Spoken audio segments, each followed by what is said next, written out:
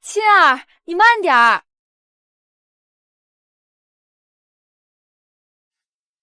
手上的烫伤好了吗？答应爸爸，以后可不许再这么调皮了。来，这是爸爸给你求的平安符，以后就带在身上吧。庆儿答应爸爸，爸爸也得答应庆儿，以后工作不可以这么累，要保重身体。那你就快快长大，等你接替了爸爸的位置，爸爸就不用这么累了。来，庆儿，阿姨抱你，别让你爸爸受累了。没事儿，抱我女儿永远都不觉得累。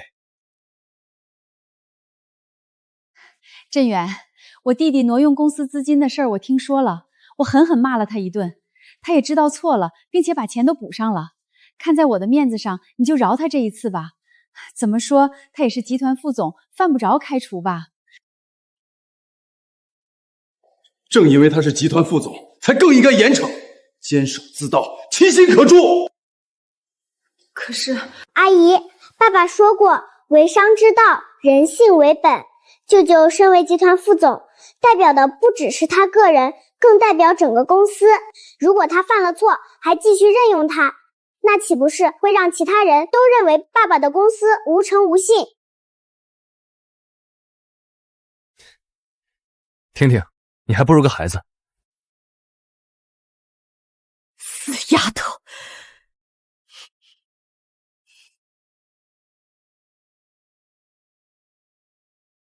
小姐，您不是要把亲手种的花送给老爷吗？爸爸，我要送你一朵世界上最漂亮的花。好。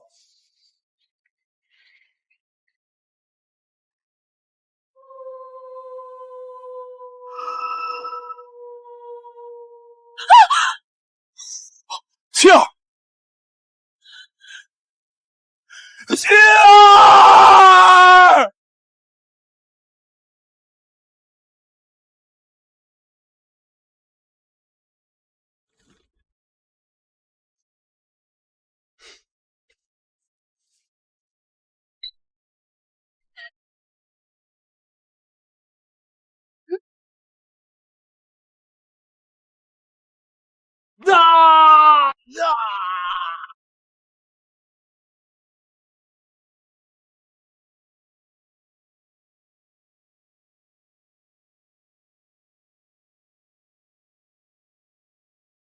再让我看到你偷拍女性，我就让你彻底成为一个废人。滚！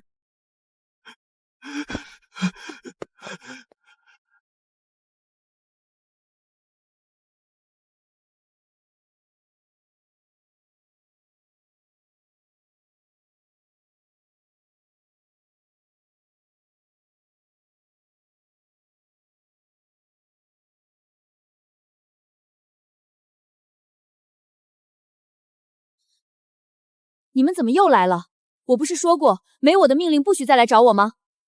公主，摘星宫掌管大夏龙脉，统御八方。您隐居这3年，群龙无首，属下恳请公主回归。恳请公主回归。我说过，等我找到合适的机会跟我未婚夫坦白身份后，我自会回归。现在他创业未半，志向未酬，我不想给他压力。属下正是为此事而来。南疆之主镇南王已经拜入我俩麾下，我已经告诉他，公主隐居在云城。您有任何需要，可向其出示此玉牌。我相信，以我未婚夫自己的能力，也能创业成功。不过这玉牌我还是收下了。你们走吧，以后没有我的命令，不许再踏足此地。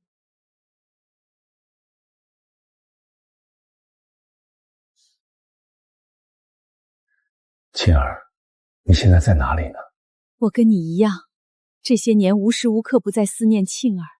可是你派了上百万人找遍全国，也没他的消息，他很可能已经不在人世了。董事长，有大小姐的消息了。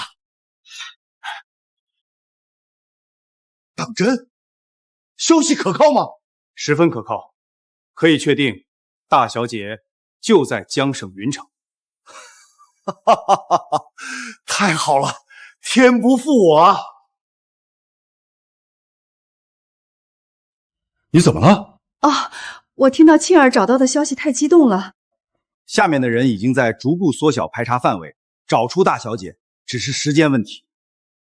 好，立刻派车，我们这就出发云城。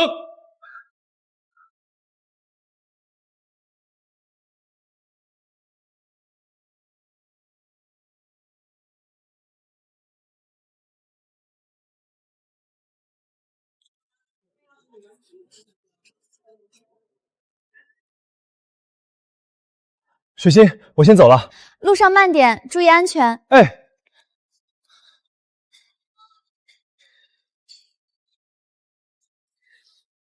那什么，我晚上得请一个重要客户吃饭，手头不太宽裕。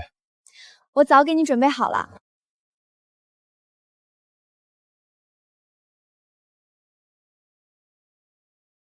创业不是一朝一夕的事，别太累着自己。谢谢你，水星。等我创业成功的那天，就是我铺10里红妆、风光大娶你的那天。我等你。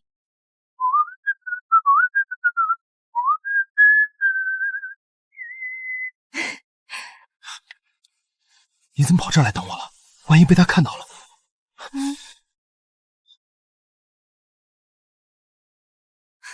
看到了正好，让他早点知道他就是个备胎。急什么？等我创业成功了，我就一脚把他踹了。现在我还不得指望他养着我吗？走，哥带你买最新款的包去。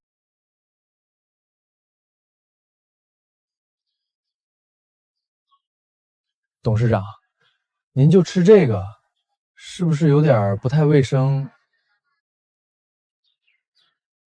吃这个怎么了？我看这家店收拾得很干净，不比那些5星级酒店差。等吃完饭，我们就四处走访，寻找沁儿。姑娘，来2屉小笼包。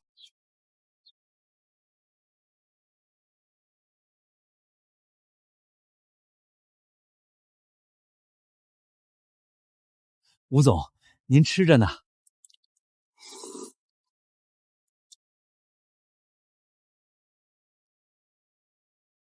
他妈的，你们怎么找这儿来了？鬼呀！一天天的阴魂不散。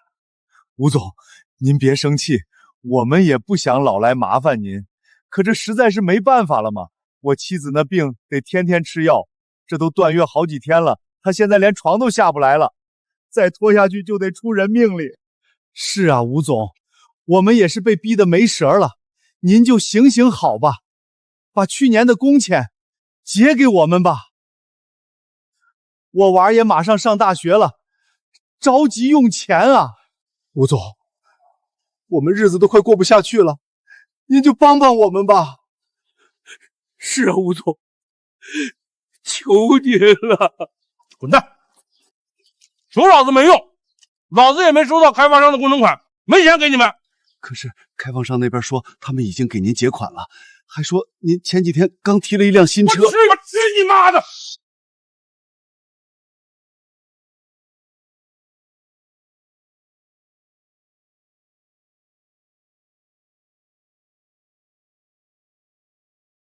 狗东西，你忘了自己跟着谁混饭吃的？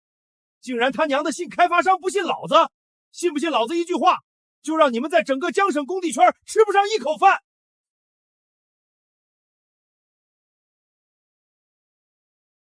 吴总，您别生气，我错了，那钱我再也不要了。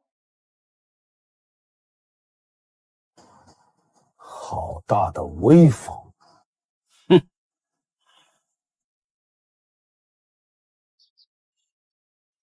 站起来！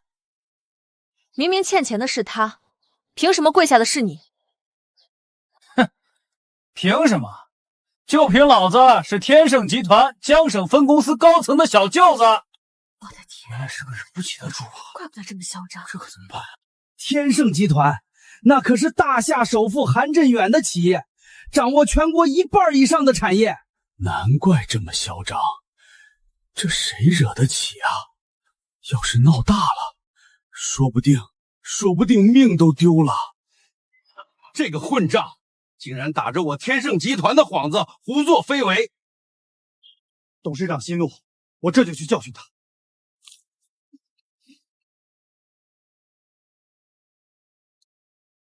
已经有人先你一步了。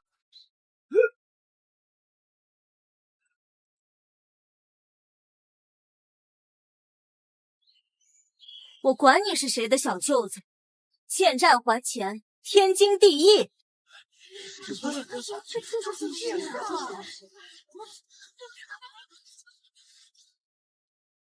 臭娘们儿，你知道得罪了老子和天盛集团是什么下场吗？你知道得罪了我是什么下场？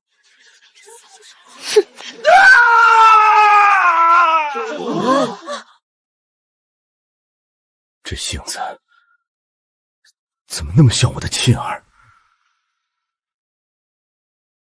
姑娘，你快放手吧！天盛集团势力滔天，我们这些小老百姓得罪不起呀！姑娘，你犯不着为我们几个民工捅这么大的篓子，这钱我们不要了。你们别怕，天盛集团我也有所耳闻。据我所知，董事长韩振远为人宽厚仁义，公私分明，最不能容忍的就是属下滥用职权、贪赃受贿，更不可能纵容手下贪墨农民工工资。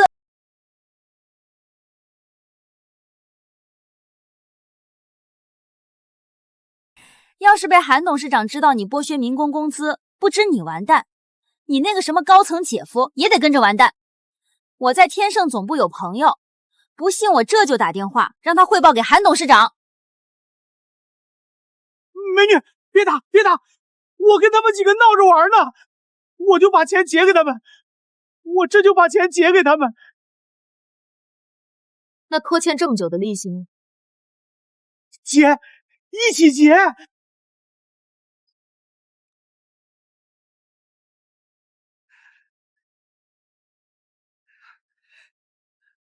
大叔，你们仔细看看，钱数对吗？够，姑娘，我们真不知该怎么感谢你了。是啊，姑娘，你这相当于救了我家老婆子的命啊！别客气，举手之劳。来，坐，我请你们吃包子。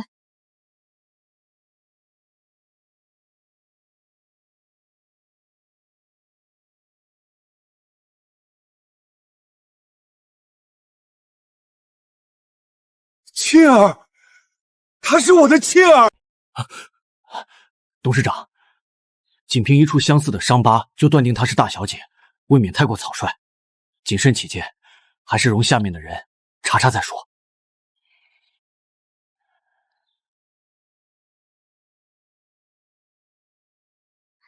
老先生，不好意思，让您久等了。姑娘，你心地真是善良，要不是你，这钱他们怕要不回去了。小事一桩，您过奖了。老板，你这牛肉新鲜吧？您就放心吃吧，都是我一早从市场采购的新鲜现杀牛肉。为商之道，人性为本嘛。姑娘，这句话是谁教你的？是你父亲吗？我也忘记了，我记不起自己的身世了。你慢用。去查查这位姑娘还有何亲人，不管她是不是亲儿，都力所能及的帮她一把。是。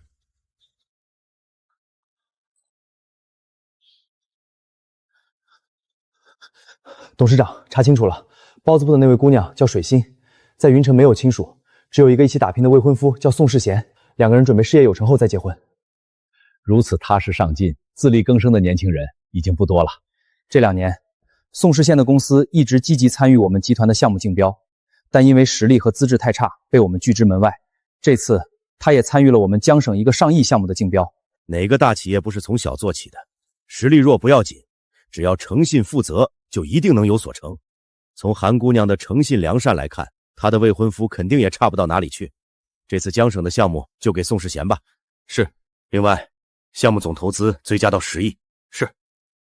如此一来，创业有成，想必宋世贤和水星姑娘很快就能喜结连理了。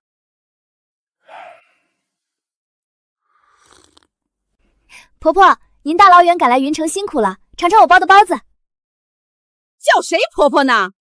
八字还没一撇呢，你一个卖包子的，配得上我儿子吗？妈，你说什么呢？阿姨，您放心，等世贤创业成功之后，我就不卖包子了。你不卖包子，你要干什么？你想躺在家里吃闲饭吗？世贤，你看你找的这是个什么货色？你这创业还没成功呢，他就做起富太太的梦了。阿姨，我不是那意思。滚！像你这种贪慕虚荣、好吃懒做的贱胚子，我见多了。进我宋家的门，你想都别想。妈，水心，你别跟我妈一般见识，你先去忙，我跟她聊聊。你是不是脑子坏掉了？长得好看能当饭吃吗？竟然看上这么个卖包子的，我不是让你找个家里有钱的吗？你真是……妈，你说什么呢？我怎么可能娶个卖包子的？我就是拿他当长期饭瓢呢。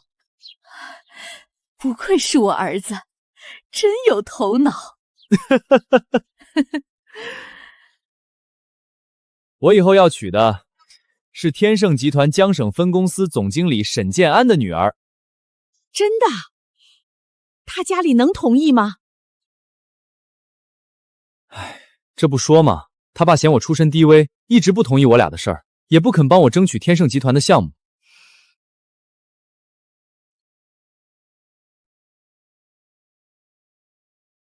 世贤，恭喜你！据可靠消息，你的公司已经拿下了天盛集团在江省的10亿项目。什么？艾丽，消息可信吗？你傻呀？你忘了我爸是谁了？当然可信。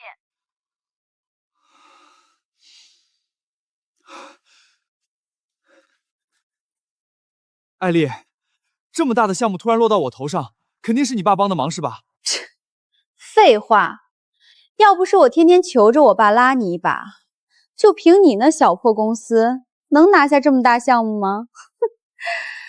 不过我爸嘴也够严的，事先一点也没跟我透露。看来你爸是认可我这个女婿了。那你什么时候跟人家求婚啊？明天，我这就预订酒店，邀请亲朋好友，明天当众跟你求婚。我现在就去跟那个卖包子的摊牌。等等，还是把他邀请到我们的订婚宴上，当众踹了他吧，好让大家都知道你跟他已经一刀两断。行，就依你。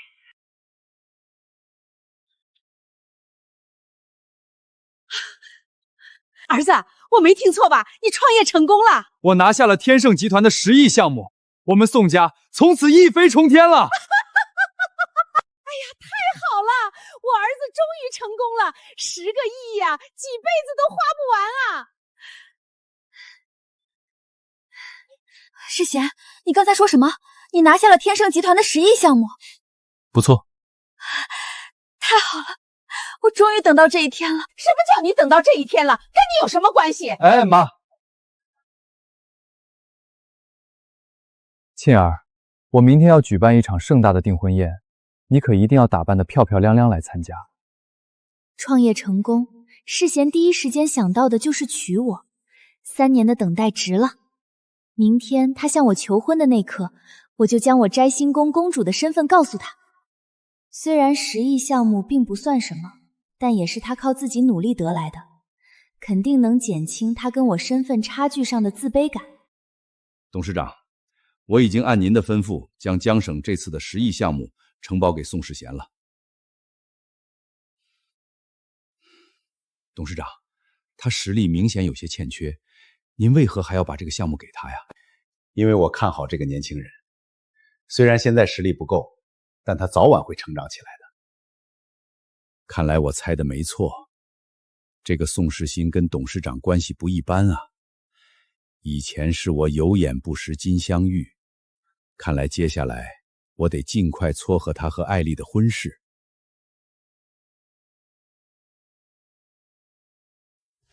你先回去吧。是。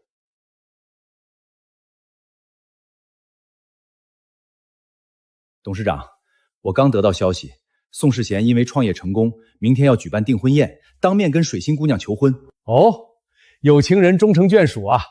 那我让你调查水星姑娘的身世，调查的怎么样了？暂时还没有消息，不过我已经命人将捡到的水星姑娘的头发，连同您的头发一起送往亲子鉴定机构了，明天就能出结果。好，准备一份厚礼，明天我要去参加水星姑娘的订婚宴，刚传来的消息，宋世贤创业成功，明天要跟公主求婚了。可惜公主说过，没有她的命令，我们不得再露面，否则我肯定要去参加。让镇南王带2件贺礼替我们去尽一尽心意吧，就说是我们的朋友。好。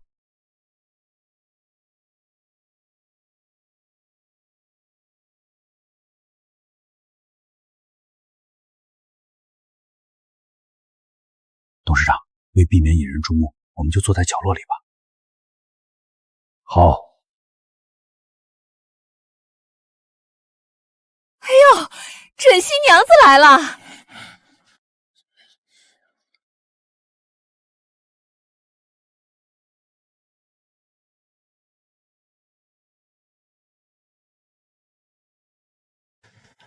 水心，今天真漂亮啊！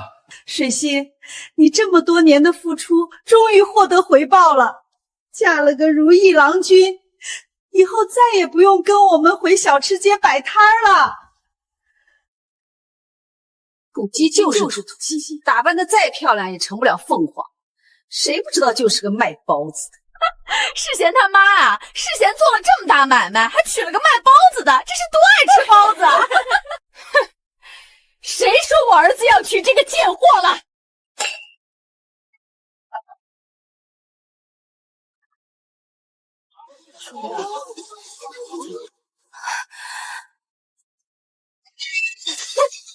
打扮成这样，还真把自己当主角了。你也不照照镜子，看看自己是个什么德行。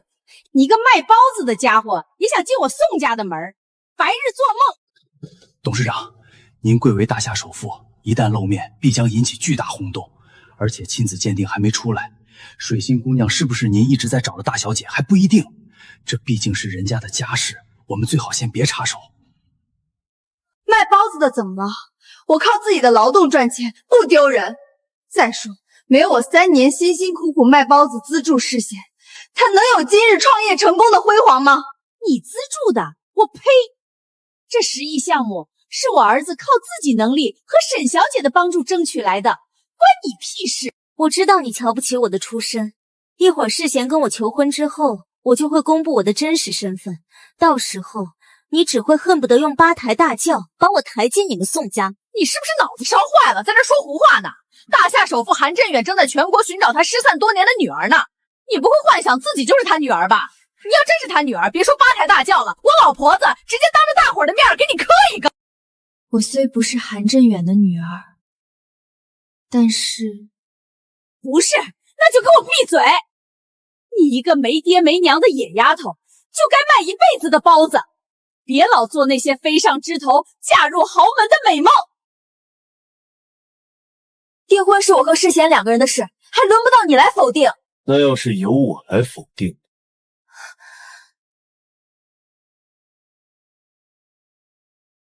世贤，你说什么？我说，我妈说的没错，以你我2人现在的身份差距，你确实不配做我宋家的媳妇。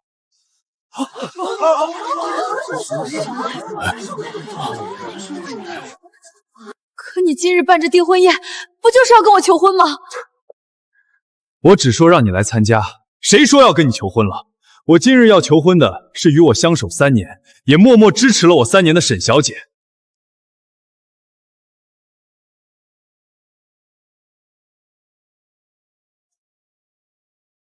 诸位瞧清楚了，这位是天盛集团江省分公司总经理沈建安沈总的千金沈爱丽小姐，她才是我宋家的媳妇儿。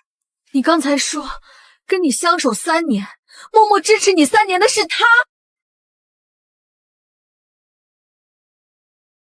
不错，我们在一起3年了，她手上这戒指就是我送给她的。这3年你一直跟他偷偷交往，那你为何还要跟我在一起？我创业没成功之前，艾丽的家人一直不同意我们的事儿。我不跟你在一起，我吃谁的？我喝谁的？我用谁的钱来给艾丽买名牌包？话说回来，我还得给你道谢呢。谢谢你每天起早贪黑的卖包子挣钱，供世贤带我逛街买包、开房住店。为什么？宋世贤，你为什么这么对我？我用我最宝贵的青春陪了你整整3年，付出了我全部的真情啊！真情？这世上最廉价的就是真情，真情换得来我这10亿项目吗？真情换得来我要的飞黄腾达吗？这一切只有艾丽才能给我。当初我真是瞎了眼，时至今日我才终于看清你的真面目。谢谢你的不娶之恩，我祝你们天长地久。贱货，你说什么？怎么，我骂的不对吗？你明知道别人有未婚妻，还恬不知耻的甘当小三，与娼妓有何区别？放肆！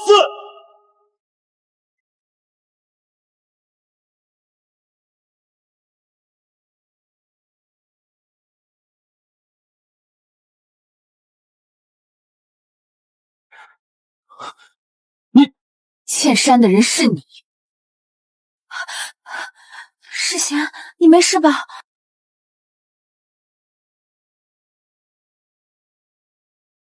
这是你当初送我的定情信物，还给你。从今以后，你我恩断义绝，把我送你的信物还给我。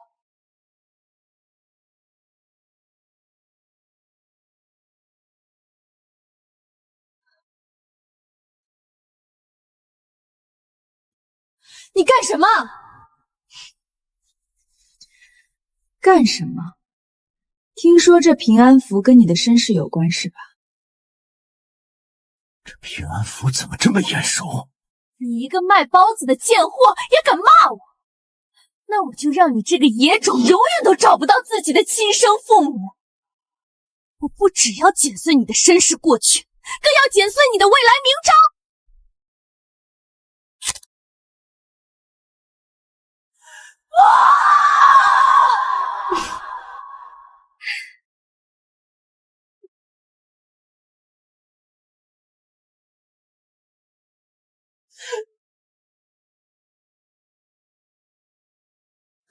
来，这是爸爸给你求的平安符，以后就带在身上吧。这是我给妻儿的平安符，水星为亲，她是亲，她是我韩振远的女儿。董事长，确定大小姐身份事关重大，一旦引发轰动，便覆水难收。靠一个并不算罕见的平安符判定，还是有些武断。再等等吧，马上亲子鉴定结果就发过来了。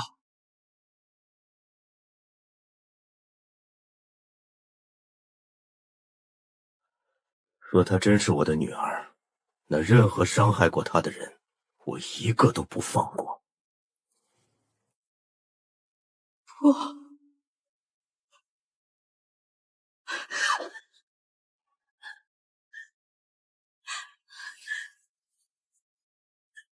这就是你们普通人的人生，廉价、脆弱，一触即碎，我弹指即可毁之。你一个没了家世背景，连自己都养不活的花瓶，有什么资格嘲笑我们这些自力更生的人？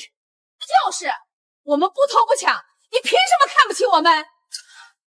你除了出身好、家世好，你还会什么？酒囊饭饭。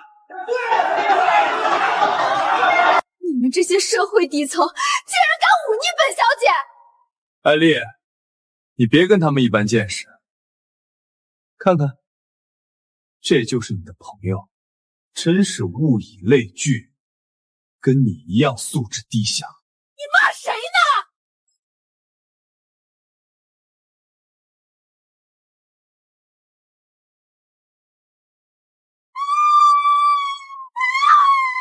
我要让你们这些底层家伙再无生路！断我们生路？就你凭什么？就凭她是我家大小姐，就凭沈家在江省说一不二，只手遮天。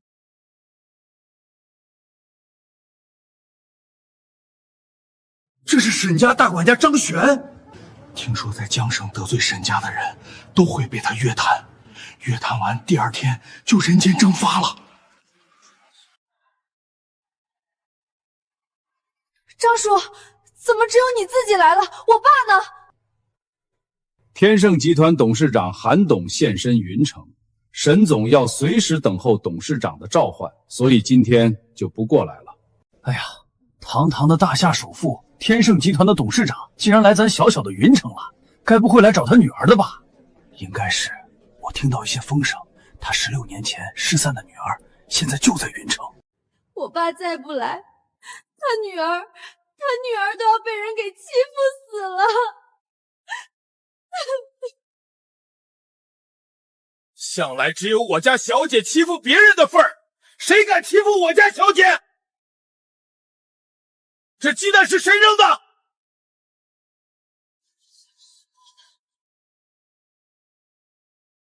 我扔的。张叔，就是这个贱人跟我作对，他早就知道我和世贤的关系，却还恬不知耻的纠缠世贤。得知今天世贤要跟我求婚，特地跑过来捣乱。你还要脸吗？明明是你们2个人瞒着我，故意把我骗过来，欺我、辱我。欺你如何？辱你如何？只要我家小姐高兴，杀了你又如何？没错，天盛集团独霸全国，我爸身为江省分公司总经理，那就是整个江省的天。整个江省，我捏死谁都如同捏死一只蚂蚁。婷婷，沈建安区一个分公司总经理，比我这个董事长还威风。要不是我这次亲临江省，还真不知道这个混蛋一直打着我天盛集团的名后作威作福。你个卖包子的，听清楚了，这就是权势。你的腰杆和你的嘴再硬，在绝对的权势面前，也得粉身碎骨。是吗？你们确定要用权势压我？你们有没有想过，我背后的权势可能比你们还要强大100倍、1000倍。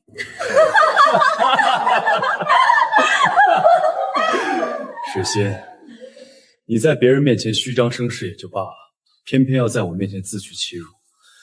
我跟你在一起3年，你是个什么货色，我还不清楚吗？虚荣心嘛，倒也正常。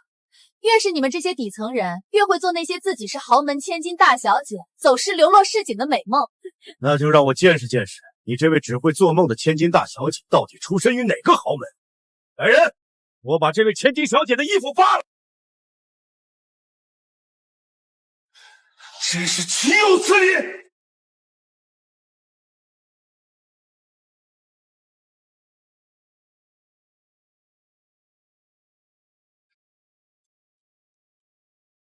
董事长，不管水晶姑娘是不是沁儿，今天这事儿我都管定了。亲子鉴定报告出来了，水星姑娘就是您的女儿，她就是16年前失散的大小姐。你确定？千真万确。苍天有眼，苍天有眼啊！动手！想动我韩振远的女儿，也不掂量掂量你们几斤几两！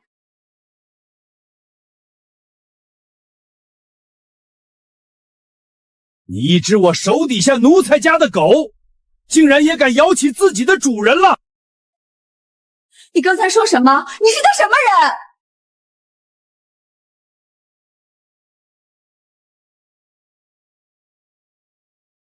我是水星姑娘的亲生父亲。老先生，您是不是认错人了？你的右手上有一块烫伤伤疤，这个平安符就是我在你烫伤后送给你护佑你平安的。还有，你的名字不叫水心，而是单名一个沁字。你怎么知道？我之前派人从包子铺捡取你的头发去做亲子鉴定，这是刚出来的结果。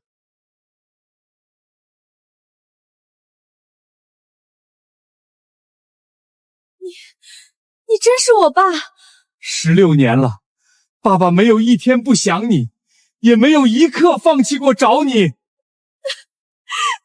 我也有父亲，我不是孤儿。这些年你受苦了，从今以后，我绝不会再让任何人欺辱你分毫。你是说他就是个无父无母的野种吗？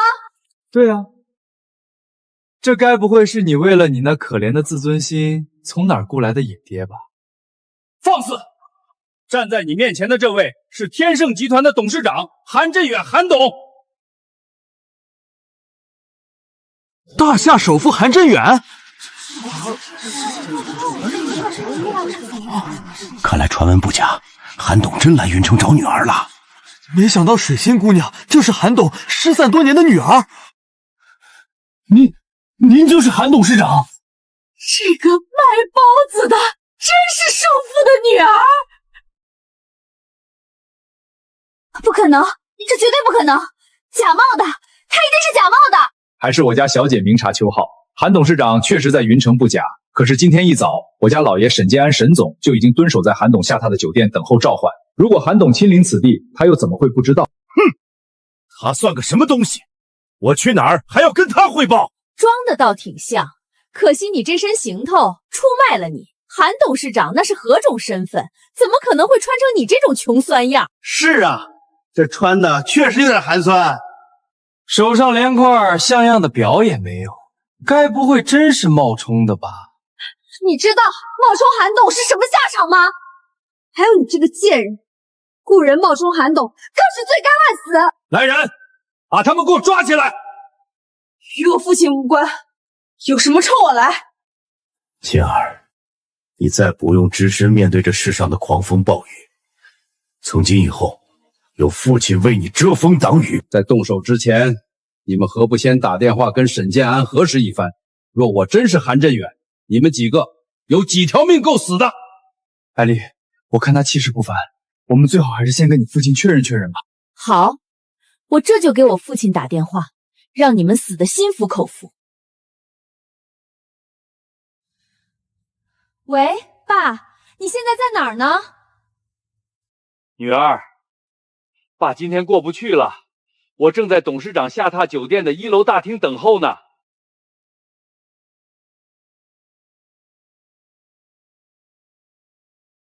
那你等到韩董了吗？没呢，韩董今天一整天都没下楼。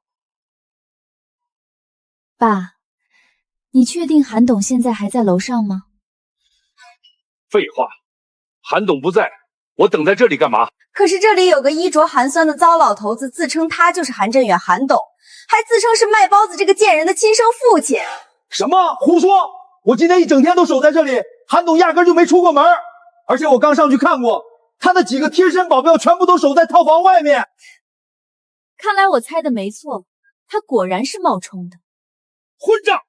竟然敢冒充大夏首富，简直是不知死活！艾丽，你把他们抓起来，我这就赶过去，将他们带回来，交给韩董亲自处置。好，您把他们交给韩董，必然又是大功一件。我们等您。竟然真是冒充的！这些人为了虚荣心，真是什么都能做出来。连大夏首富都敢冒充，这真是不知道死字怎么写啊！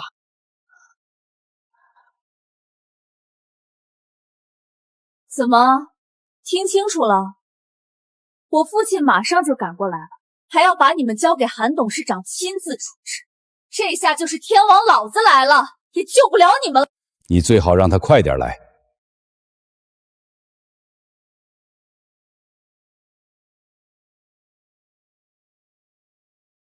臭老头还在这装呢！一会儿我岳父大人来了，叫你们吃不了兜着走。还有你这个胆大包天的贱人，跟着一起死吧！爸，你真的是韩振远吗？倩儿，如果我不是什么大夏首富，不过就是一个再平凡不过的普通人，你还会认我这个父亲吗？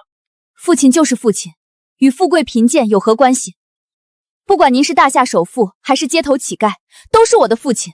好，不愧是我韩振远的女儿。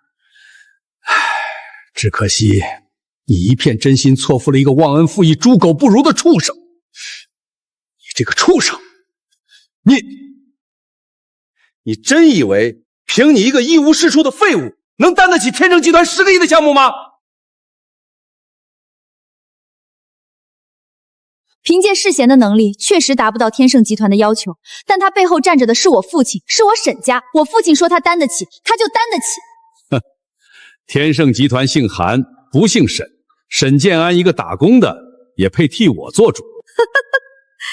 你该不会要大言不惭？这10亿订单是你给我儿子的吧？不错，就是看在我女儿的面子上，我亲自下令赏给她的。你是老糊涂了吧？世贤接下这10亿订单的时候，你跟这个贱人还没相认呢。你连她是不是你女儿都不知道，就为她大手一挥，许诺10亿订单，谁信啊？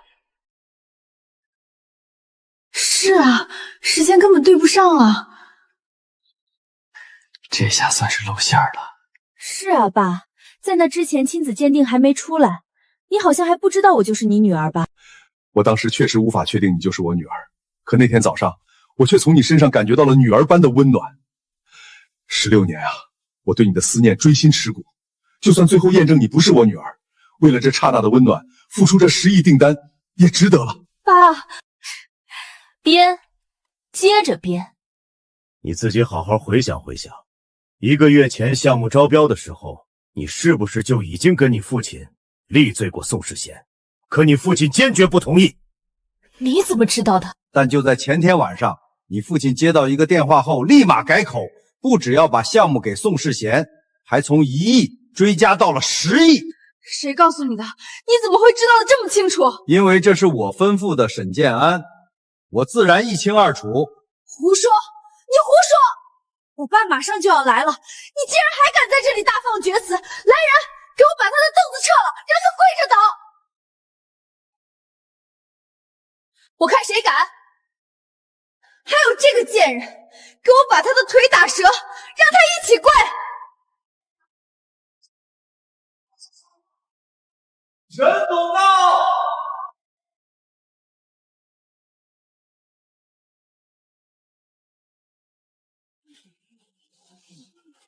沈总竟然真的来了，这下事儿闹大了。哼，你看呐，看这卖包子的如何收场。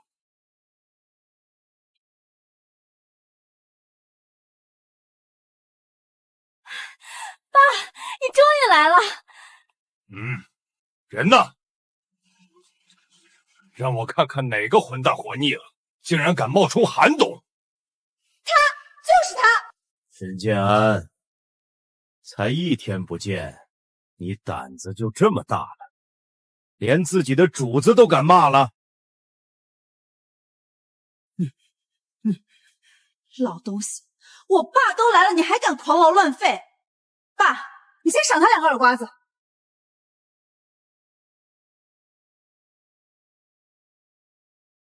他敢吗？还敢吗？我爸生不死你！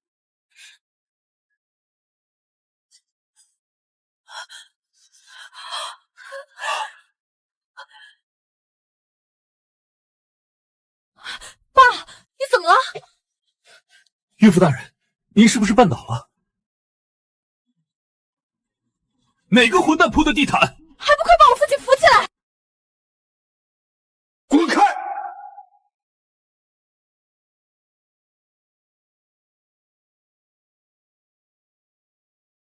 属下沈建安拜见董事长。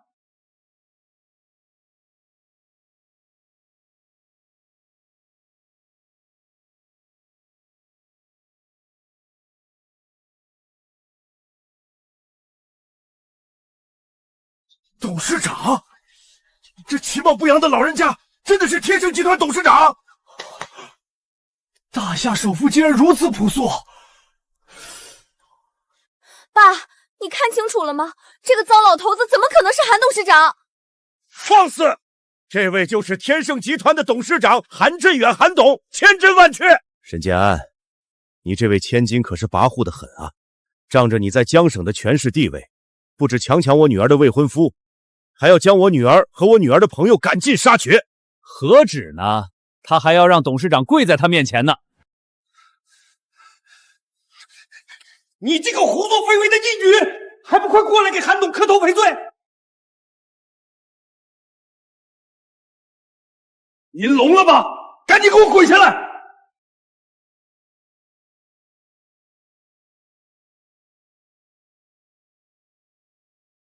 董事长，我错了，刚才是小人有眼不识泰山。我要是知道您的身份，打死我也不敢对您出言不逊啊！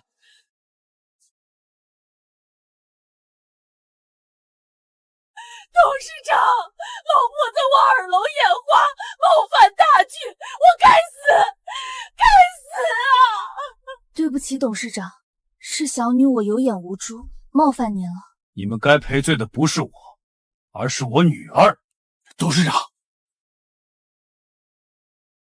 董事长，哪个是你女儿？这位便是。你是宋世贤那位卖包子的未婚妻？不错，她就是我失散多年的女儿，是我韩家的大小姐。小人见过大小姐，我女儿冲撞大小姐，罪该万死，我替她跟您赔罪了。倩儿，我错了，我知错了，求求你原谅我这一次吧。是啊，儿媳妇儿，婆婆我糊涂啊，我给你磕头了，求你原谅我这个老婆子吧。倩儿，我爱你，我内心一直最爱的都是你。你也配提爱我？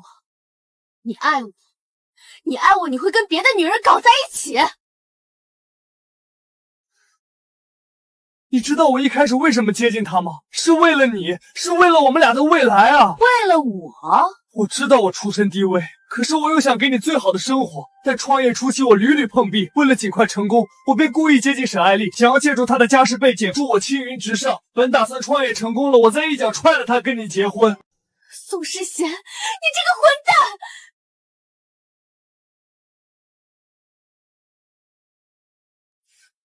那你如今创业成功了，为什么抛弃的反而是我？是我该死！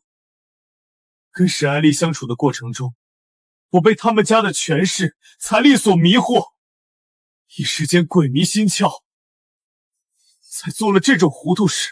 可我对天发誓，虽然我一直讨好沈爱丽，对她百依百顺，但我从没有一时一刻真正的喜欢过她。我贪恋的只是她的家世背景，我内心深爱的一直都是你。宋世贤，你这个王八蛋！是谁口口声声说今生最爱的是我？我不那么说，你会跟我在一起吗？你这个混蛋！我杀了你！小姐，小姐，混账！董事长面前也敢造次！儿媳妇，你也听到了，世新不过是一时被金钱、权力糊了心智，做了错事。可他心里一直装的都是你啊，他对你的感情是不容置疑的，你就原谅他这一次好吗？妈，我知道我错了，但我必须做个了断。倩儿，你还记得我们第一次相遇的那个午后吗？你还记得我们一起躲雨，一起旅行，一起去看花海吗？跟你在一起的每一个瞬间，我都记得清清楚楚。大小姐，这种男人不可原谅啊！倩儿，我们终究只是个局外人，你们两个人的感情，只有你自己最清楚。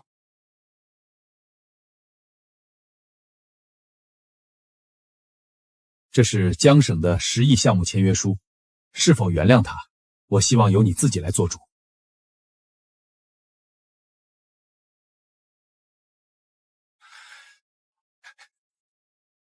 倩儿，你就原谅我这一次吧，我发誓以后绝对不会再出现这种情况，我一定会倾其所有对你好。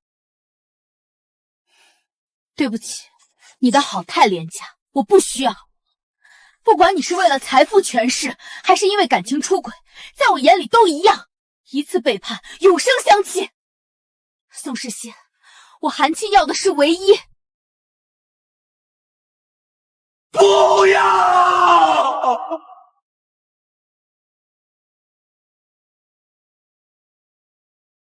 从今以后，你我之间再无半分瓜葛。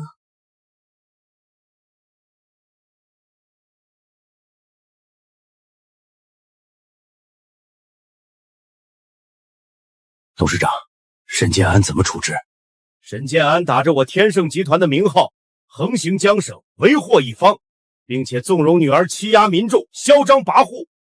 从即刻开始，开除出天盛集团，并且追查其任职期间贪污受贿、公权私用等一切责任。董事长，我不敢了，我再也不敢了，您就高抬贵手饶我这次吧。怎么会？我可是千金大小姐。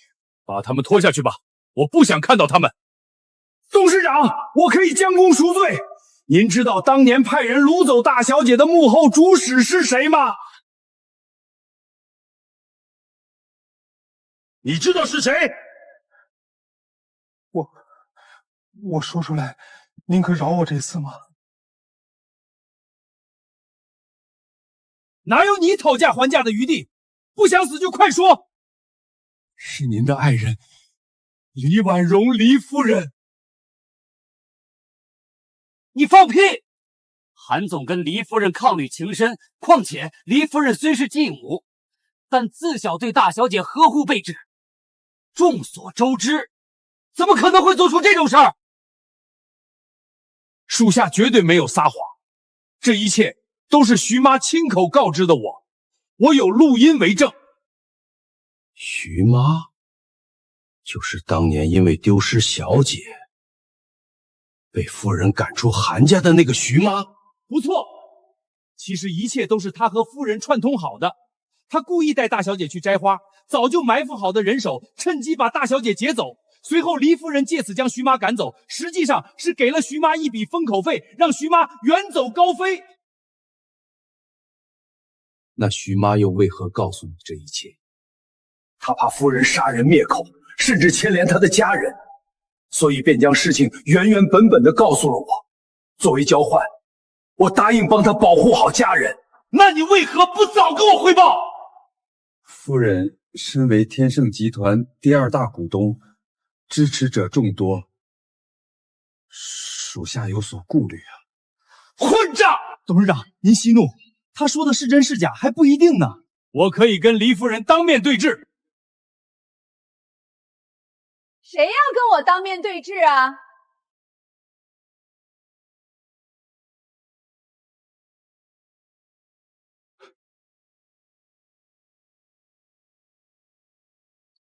沈建安，你要跟我对视什么？我现在来了，你怎么不说了？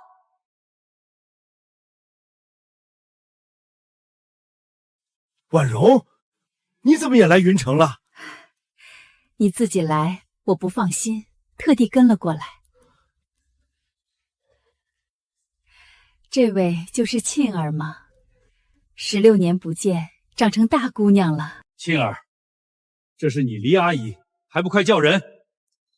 要不要叫她，取决于沈建安话语的真实性。如果是他害我们父女俩鼻3 16年，那我不止不会叫他，还要让他付出应有的代价。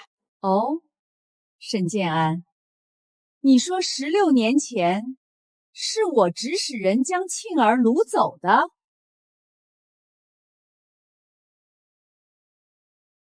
沈建安，你别怕，有我在这里，你尽管知无不言，言无不尽，但必须实话实说，不放过任何一人，也绝不冤枉任何一人。我也是听徐妈说的，她亲口告诉我，是你派人将大小姐劫走的，并且告诉那些人要将大小姐毁尸灭迹。原来师傅当年说的是真的，如果不是他救下我，我就被歹人给害死了。只可惜我找的这帮人全是贩子，竟然让你这个死丫头活着回来了。说什么？真的是你干的？你是上了年纪，耳聋眼花了吗？连话都听不清楚了？你说什么？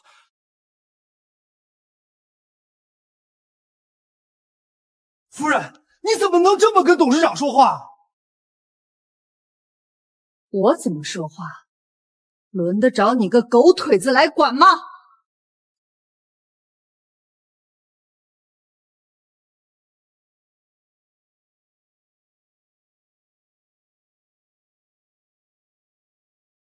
你为什么要派人将我掳走杀害？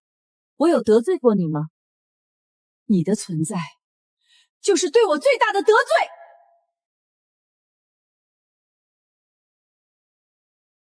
这个老糊涂，竟然要将整个天盛集团交给你这么一个小丫头，那我和我国外的儿子怎么办？企业掌管者向来能者于之，与男女无关。我虽打算将集团交给沁儿，可并没有委屈过你们母子。是，这些年你是给了我不少股份，可我想要的是整个天盛集团。所以，为了你的一己私欲，你就命人把我掳走，害我父女生生被拆散了16年。我真没想到，你贤惠的外表下，竟然藏着一副这么歹毒的心肠。自打你进入我韩家家门，沁儿便对你礼貌有加，甚至拿你当亲生母亲，却能如此狠心，痛下杀手。这也怪不得我，人不为己，天诛地灭。好一个蛇蝎毒妇！好在我现在终于看清了你的真面目，一切还为时不晚。我不只要将你踢出韩家，踢出天盛集团，更要让你为自己的所作所为付出代价。不好意思，已经晚了。要被踢出天盛集团的人是你。你说什么？韩董，身为董事会成员，我们已经自愿将名下股份转让给李总，他现在是天盛集团的第1大股东。另外，我们已经召开过董事会，鉴于你之前私自利用公司名义从银行套取巨额借贷，给公司造成巨大亏空的非法行为，我们一致同意免去你董事长的职位，由李总代任，并且通过法律手段追究你的刑事责任。你说什么？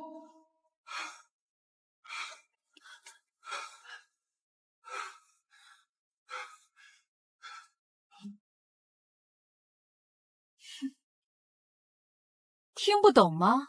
你现在已经不是董事长了，并且你下半辈子只能在牢狱中度过了。你们这些忘恩负义的混蛋！董事长借的钱不全都用来解决公司危机了吗？当初事态紧急，根本来不及召开董事会，但他早就跟你们打过招呼了。为此，董事长还押上了全部身家。要不是董事长，天盛集团早垮了。你说用到公司身上就用到公司身上了，证据呢？只要没经过董事会，就是私自操作，他就等着坐牢吧。你这个毒妇，真没想到我韩振远英明一世，到头来竟养虎为患。这么多年我对你的好，反倒全部化成你射向我的利箭。爸，别担心，有我在呢。女儿早已不是那个柔弱的小女孩，已经有足够的能力保护您。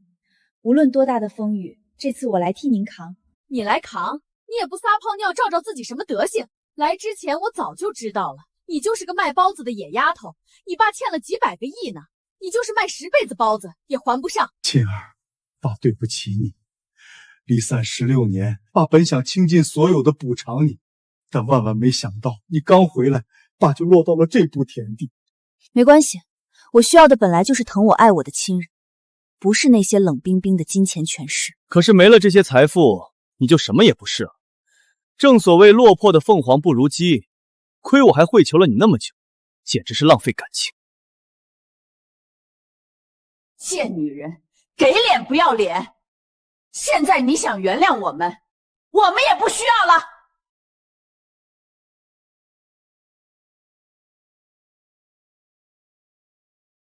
我早就知道，你们贵的是我首富千金的身份，而不是我韩沁这个人。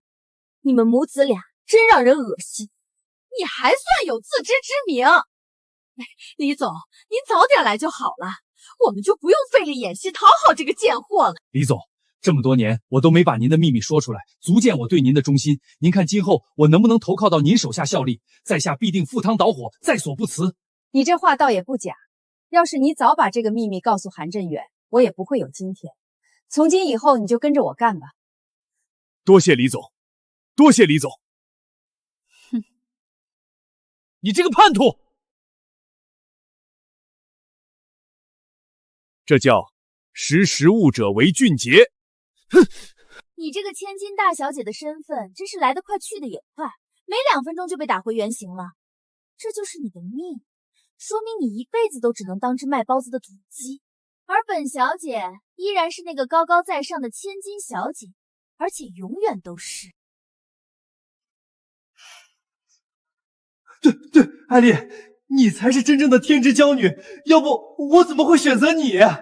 你个2面3刀的墙头草，还有脸说？我刚才求他不也是为了你吗？我不骗得他信任，怎么替你和伯父求情？当真？这么多年，我对你如何，你难道还不清楚吗？我从这个卖包子手里拿来的钱，可全都花给你了。你们两个，一个卑鄙，一个无耻，还真是天生一对。你现在肺都快气炸了吧？但是又有什么用呢？你的父亲已经不是首富，你也已经不是首富千金。别这么说，人家还是首富千金，只不过是负数的负。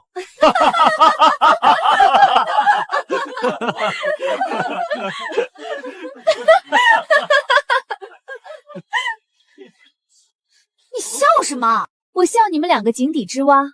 你们眼中高不可攀的首富千金身份，在我眼里根本就不值一提。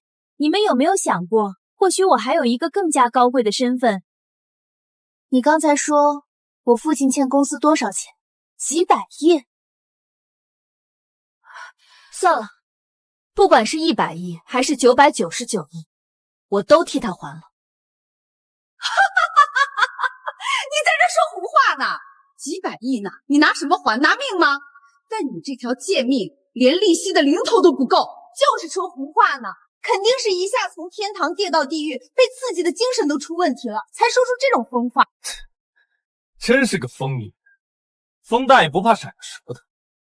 几百亿啊，你知道是什么概念？砸死100个你都用不完。你们这群垃圾拿不出来，不代表我拿不出来。青儿，你个野丫头，看来对钱还真是没概念。能拿出几百亿的人，放眼全国也只有2个人能做到，一个是南疆之主镇南王，另一个就是那位被誉为天上仙的摘星宫公主。你是镇南王吗？你不是。你是摘星宫公主吗？好像也不是。你怎么知道我不是？你说你是镇南王，他连给我提鞋都不配。我看你是魔怔了吧？这句话全天下都没几个人有资格说。他们没资格说，不代表我摘星宫公主没资格说。疯了！你这个野丫头真是疯了！竟然连摘星公主都敢冒充！青儿，千万不可胡说，摘星宫那可是大夏禁忌。好你个胆大包天的韩信，冒充谁不好，竟敢公然冒充摘星宫公主，这下就是有10个脑袋也不够砍的。竟敢冒充摘星宫公主，这真是太岁头上动土，找死啊！就连国主对摘星宫也得礼让三分，他竟然敢如此亵渎摘星宫公主，真是大逆不道。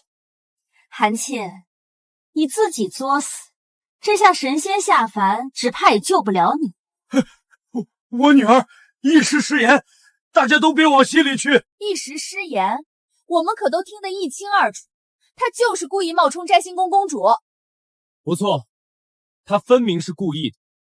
为避免今日之事波及到我们，我建议大家一起作证，直接将他交给摘星宫发落。对，今日之事与我们无关，是他自己冒犯摘星宫。我愿意作证，我也愿意作证，我也愿意作证，我也愿意作证。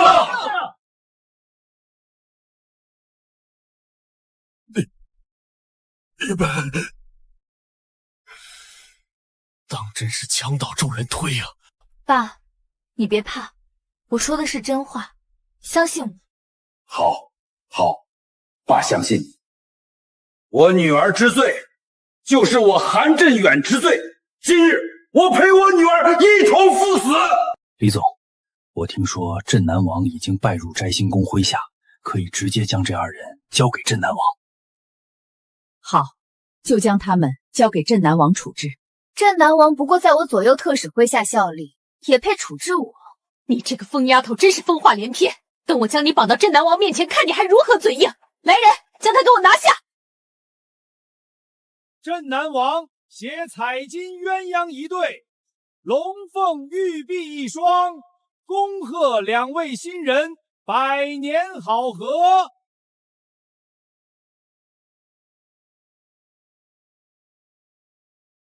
见过镇南王，见过镇南王。不行。诸位不必多礼，我与你们一样，也是来恭祝两位新人新婚大喜的。恭祝两位新人。今日不是宋世贤宋先生跟他未婚妻的订婚宴吗？啊，对对。镇南王大人，您今日是专程为在下的订婚宴而来。你就是宋世贤宋先生，恭喜呀！没成想您跟摘星宫有如此关系。摘星宫。老沈，你这新女婿跟镇南王大人竟然还有交情。这几位是？世贤，还不快介绍我们给镇南王大人认识？哦，这位是我的未婚妻沈爱丽。你就是宋先生的未婚妻啊，好一个碧玉佳人，真是郎才女貌，天生绝配啊。这位是我的准岳父沈建安沈总，这位是天盛集团的新任董事长李婉容李总。幸会，幸会，幸会，幸会。真没想到，他们跟镇南王都有交情，这下我韩家是彻底无力回天了。不见得，镇南王，你好像还没弄明白，今天到底是为谁而来吧？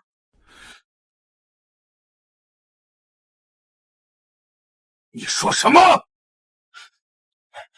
倩儿，不可对镇南王无礼。镇南王大人，您来的正好，此人冒充摘星宫公主，我们正要将他交给您处置。什么？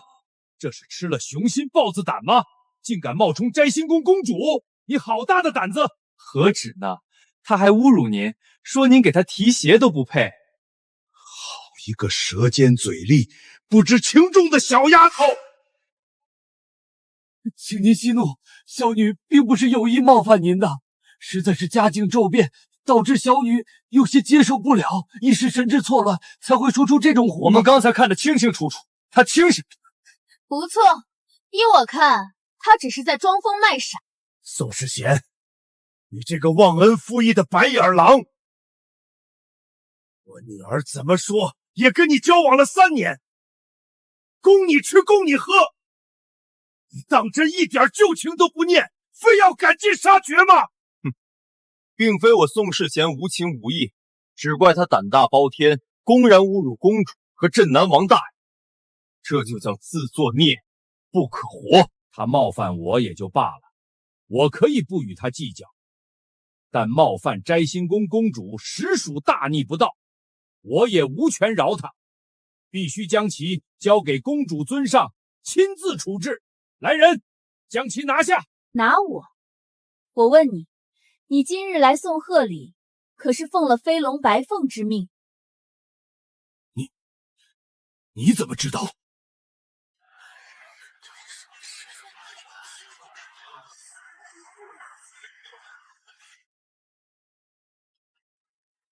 飞龙白凤，谁呀？这么大来头，竟然吩咐得动镇南王。据我所知，好像是摘星宫的人，连镇南王都拜入了这两人麾下。原来如此。我再问，飞龙白凤让你来，是给谁送贺礼？当然是给宋世贤宋先生和他的未婚妻。只跟你说了宋世贤，没告诉你宋世贤的未婚妻姓甚名谁。这个倒没有。看来飞龙和白凤是不想暴露我身份，还需要告诉名字吗？既然是送给世贤的未婚妻，那自然世贤说是谁就是谁。就是，镇南王大人分明是冲着我来的。不错，我就是冲宋先生而来。飞龙白凤两尊使告知我，宋先生是摘星宫的朋友。啊！我既然能得摘星宫赏识，真是受宠若惊。你本来不只可以获得摘星宫赏识，甚至还可以与本公主相伴相随，一生一世。但这一切全部都止步于今日这场订婚宴。臭妮子，你还在这装上瘾了？你们没听到镇南王大人的命令吗？还不快把这个满嘴胡话的疯丫头拿下！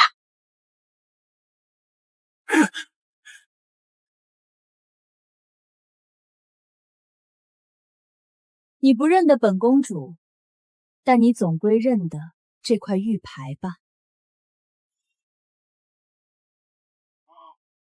这不是我送给飞龙白凤两位特使的玉牌吗？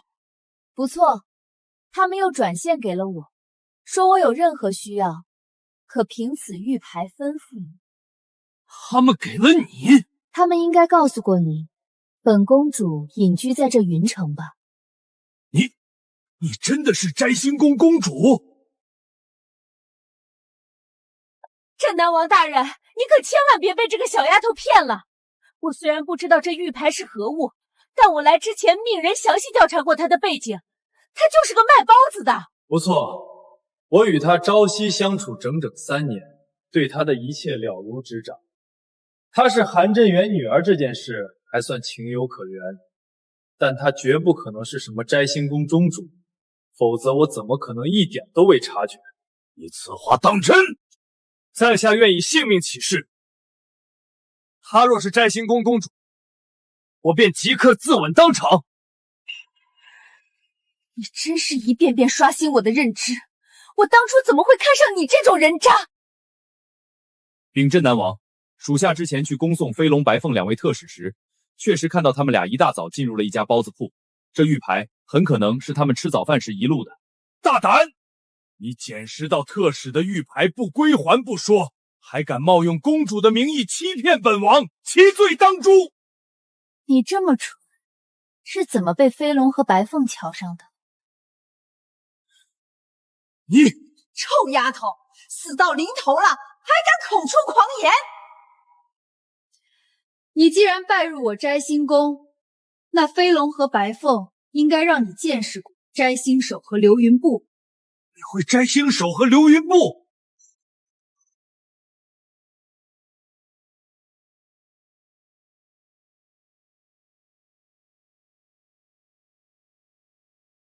能摘你扣子，也就能取你性命。摘星手，流云步，你真的是摘星宫公主？这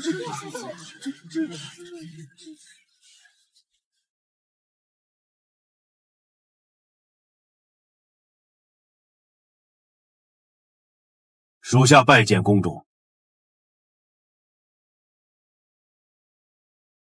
拜见公主大人。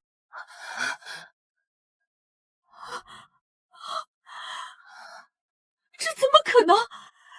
她不就是个走失多年的野丫头吗？怎么可能？她竟真是这等大人物！你不说她不是吗？你不说对她了如指掌吗？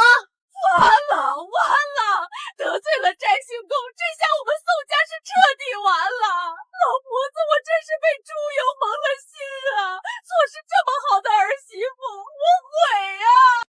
韩董，大小姐真的是摘星宫公主，这下我们韩家有救了。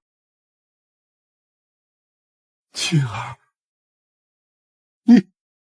爸，我说过，我早已不是那个需要你保护的小女孩，现在的我有能力替你遮风挡雨。好，太好了！水星竟然就是摘星宫盟主，我们跟摘星宫盟主一起摆了3年摊儿，一会儿必须得拍照照。诸位请起吧。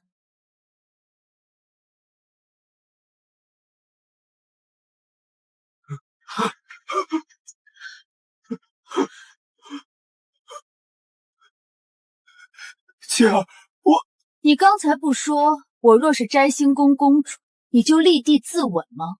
是个男人，你就说到做到。若贪生怕死，就闭上你的臭嘴。你要再敢吐出半个字脏我的耳朵，我立地将你碎尸万段！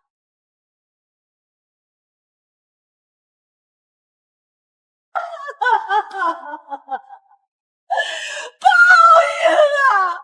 这是我们娘俩的报应啊！公主，我们真是瞎了狗眼，不识公主天颜，求您饶我一次啊！公主大人，我下贱，我该死，我不该跟您抢这个渣男，求您大人大量原谅我这一次吧。以你们的身份，还不配被我发落。不错，你们几个还不配劳宗主大人费心，就由我好好跟你们算算账吧。我让你们尝尝什么叫求生不得，求死不能。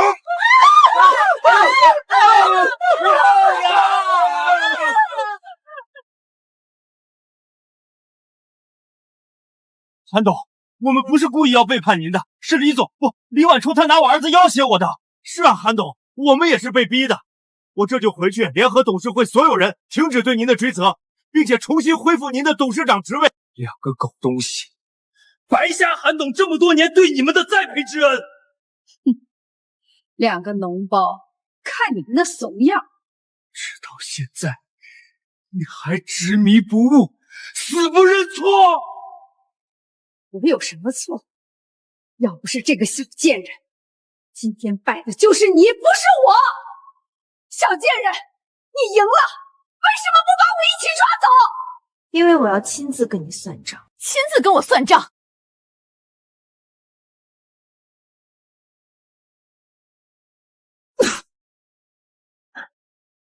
这一巴掌是替我爸打的。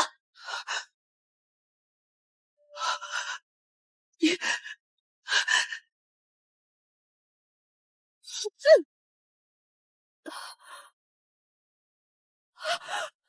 这一巴掌是为我自己打的。你不要过来！该打，该打！董事长，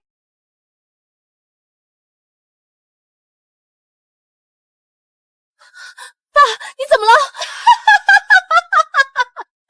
老东西，10年了，我给你下了整整10年的慢性毒，今天你终于毒发了。你说什么？你给我爸下了毒？不错，这个老东西身体真好啊！本来8年就能毒死人的毒，他硬扛了10年。解药呢？我问你，解药呢？毒入肌骨，无药可解，他只能陪我一起死了。毒妇！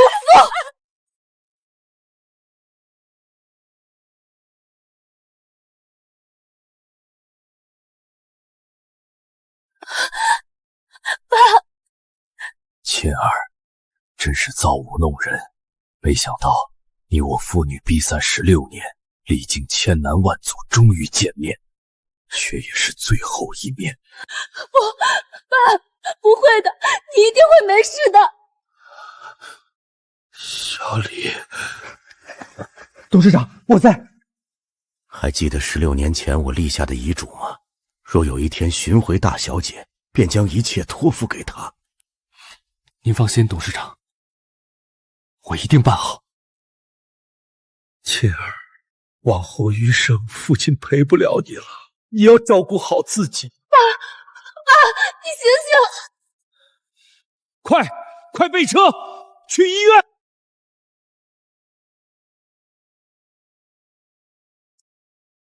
白凤，立刻带上摘星宫的仙灵草赶来云城，能有多快就多快。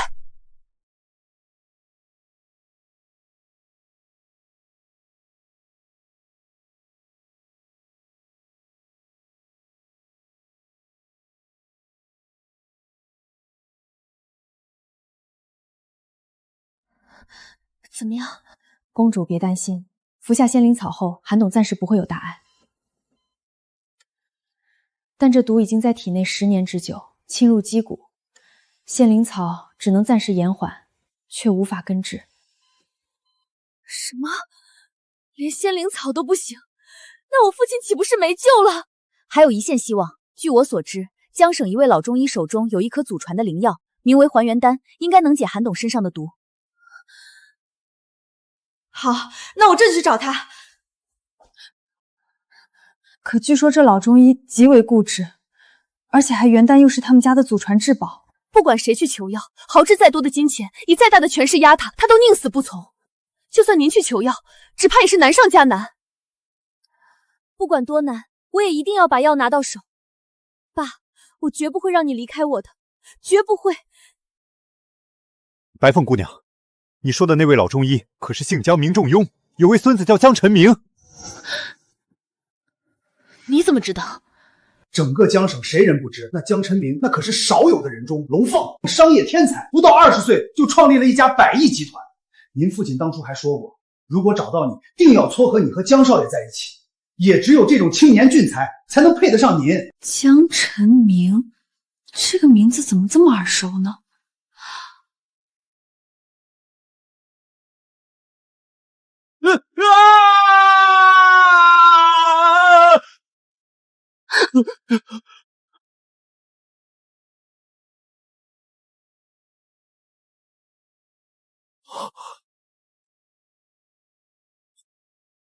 多谢仙子救命之恩，我叫江晨明，敢问仙子如何称呼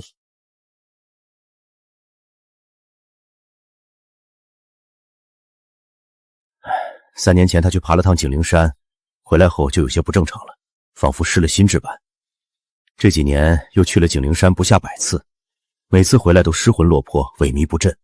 最近更是告诉他爷爷要去景灵山出家。这倒是怪事，难道是当初他跌落山崖，吓掉了魂儿？唉，一个天才就这么废了。公主，这仙灵草最多能延缓毒发3日，事不宜迟，我们还是赶紧去求药吧。好，备车，去江家。混账，混账啊！非要去景灵山找什么仙子？这世上哪有什么仙子啊？我江家就这一棵独苗，当了和尚岂不是要我江家绝后？这个不孝子孙！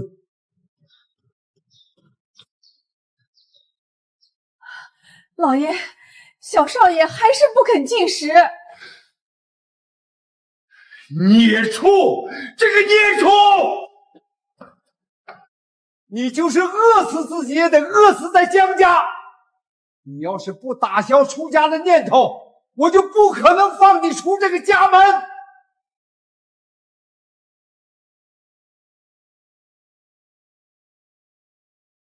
爷爷，我意已决，心若磐石，任何人都无法改变。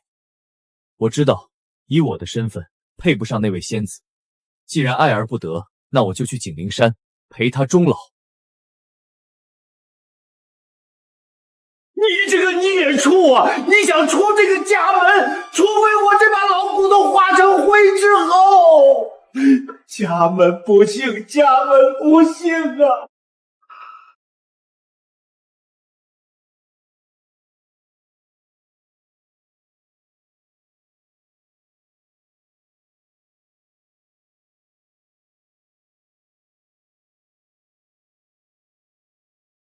去敲门。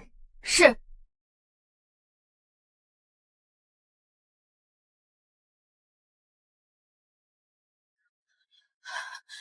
老爷，外面有2位女士求见。什么男士女士，一概不见。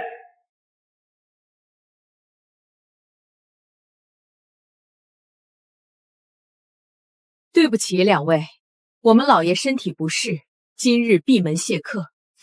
不是，我刚才听他骂他孙子骂得挺大声的，可不像不是。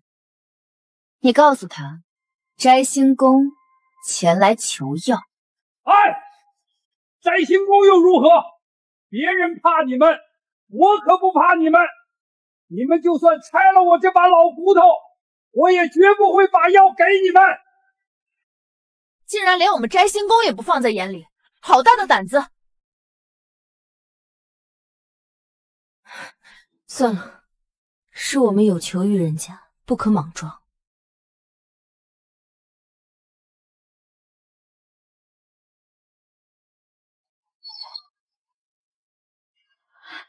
请等一下，能将你们家少爷江晨明的住址告诉我吗？我是他的朋友。我们小少爷被我们老爷锁在楼上呢。好吧，那我们先告辞了。爷爷真是太小瞧他孙儿了，就这也想困住我？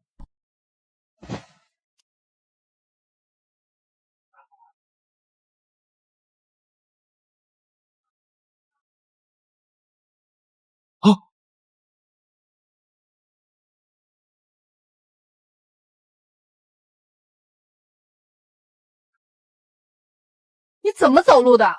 不好意思，我太着急了。算了，白凤，人没事就好，让他走吧。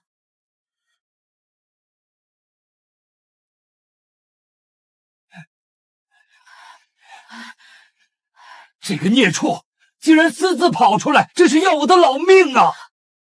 公主，是江仲雍。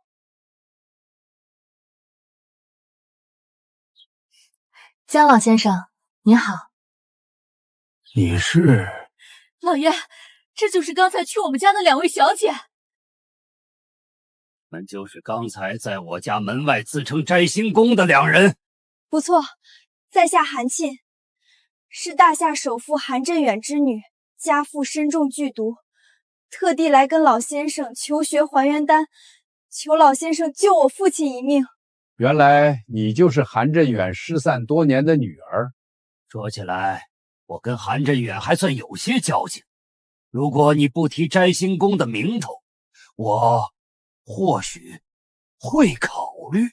但你摘星宫仗着自己的权势背景，屡次3番逼压于我，强取豪夺，老头子我就是死也难以从命。江老先生，我今天是第一次登门拜访，何来屡次3番逼迫于您？而且我是好言相求，又何来的强取豪夺？韩姑娘可真是位装糊涂的高手。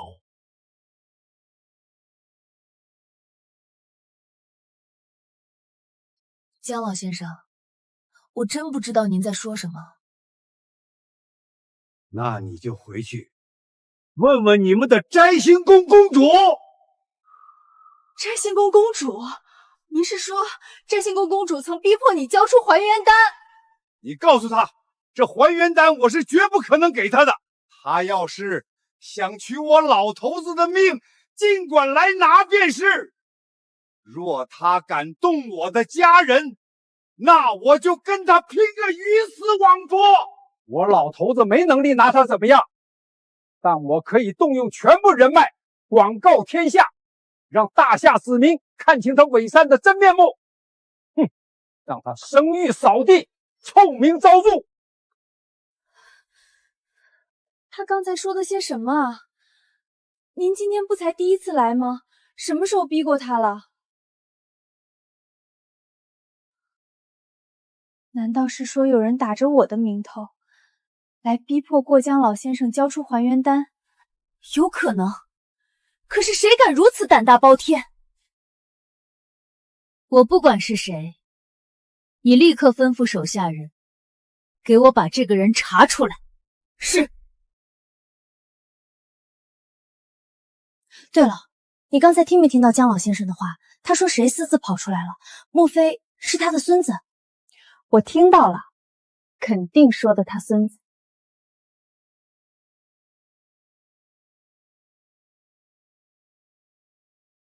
莫非刚才跑出来的那个人就是江晨明？应该是。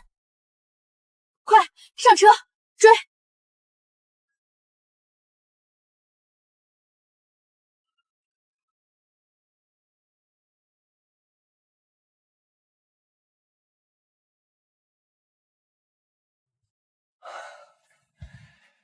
这下爷爷应该追不上来了。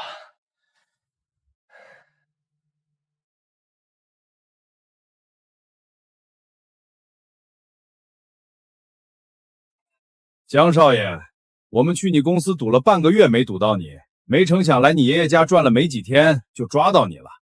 给老大拍个视频发过去，就说江家少爷被我们抓到了。你们是什么人？你们要做什么？别怕，们就是想请你去我们那儿做客。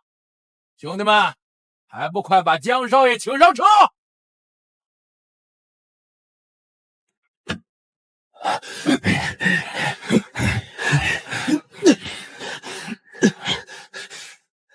放开我！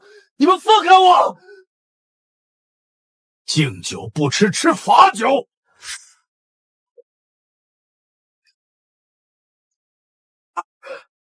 谁暗算老子？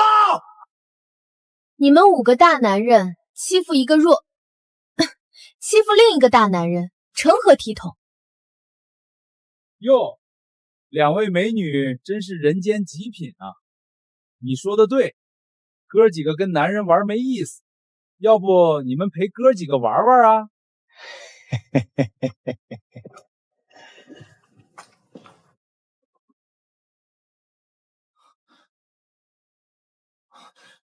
两位姑娘快跑，他们不是好人。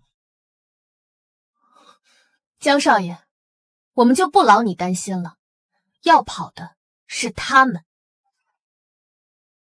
你们认识我？嘿嘿，姑娘这话说的可不对，两位姑娘长得天姿国松，哥几个怎么舍得跑呢？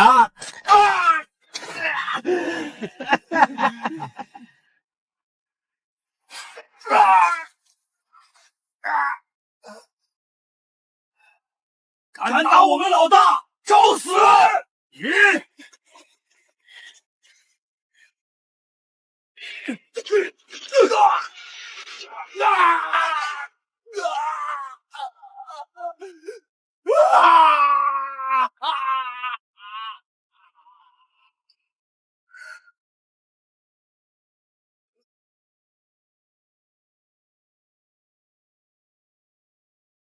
怎么样？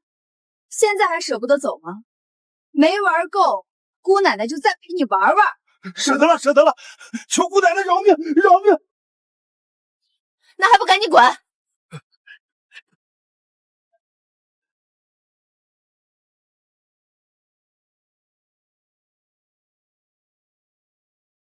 两位姑娘，你们知道他们是什么人吗？你们又是什么人？为什么要救我？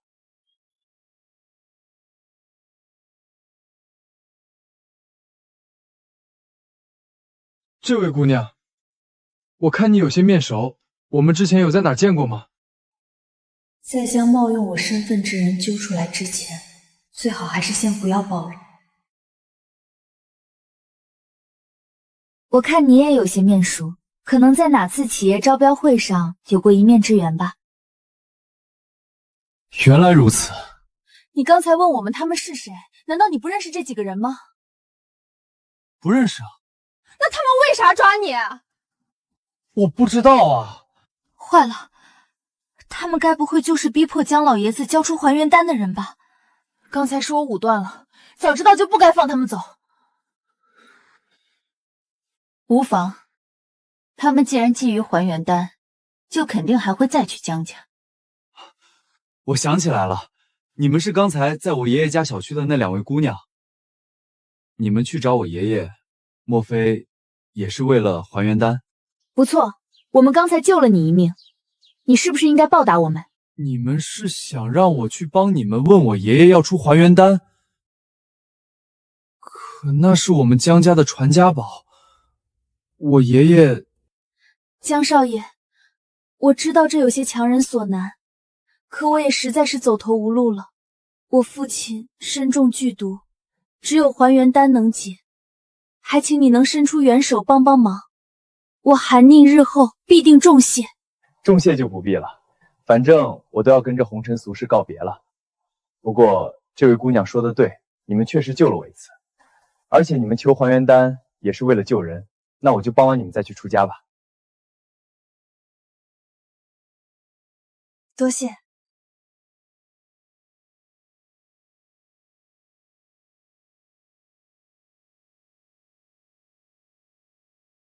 韩总，冒用您身份的人已经查到了，名叫秦武，人称秦五爷，在江省颇有势力。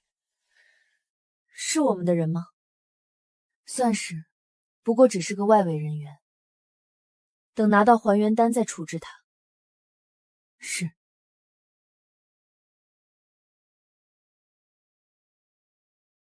我早就说过了，想我把还原丹交给你们，门儿都没有。江老爷子，我跟你说过，这还原丹不是我想要，而是我们摘星宫公主想要。你知道得罪了摘星宫是什么后果吗？后果？老头子，我今年70了，我怕什么后果？你们要想我这条老命，尽管拿去就是。你个老不死的，命才值几个钱儿？你不怕死，那你不怕你孙子死吗？你说什么？动我孙子？你敢？哼，在江省还没有我秦五爷我干的事儿。好好看看，你孙子已经被我的人请去做客了。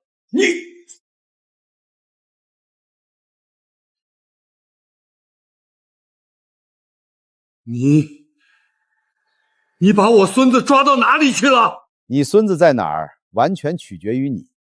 你要是冥顽不灵、固执不化，死守着你那颗还原丹，那你孙子就会出现在江省的兰江里，说不定等你见到他的时候，已经被鱼啃掉了半个身子。当然，如果你现在就交出还原丹，那你孙子很快就会完完整整的回家来，出现在你面前。得，既然在你心里还原丹比你孙子还重要，那我也就不强人所难了。回头你去江里找他行了。我没说不给。这才对嘛，一颗丹药哪有自己的亲孙子重要？我把还原丹交给你，你真的会把我孙子放回来？我与您孙子无冤无仇，要不是我们公主非看上你手里这颗还原丹，我也不会出此下策。您把丹药给我，我保证他毫发无伤。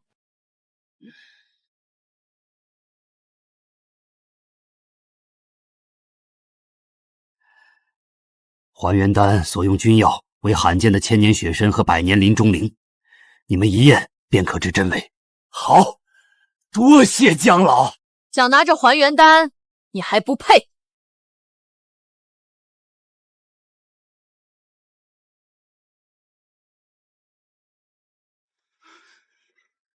明儿，你没事吧？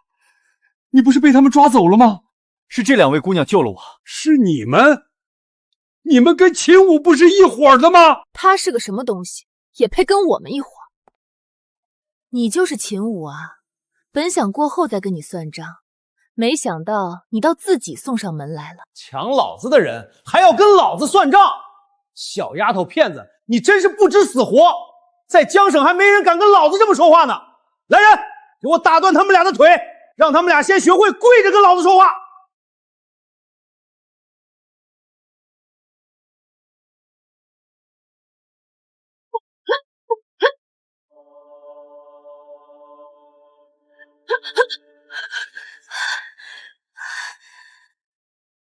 他们不都是摘星宫的吗？怎么自己打起来了？白凤，闪开！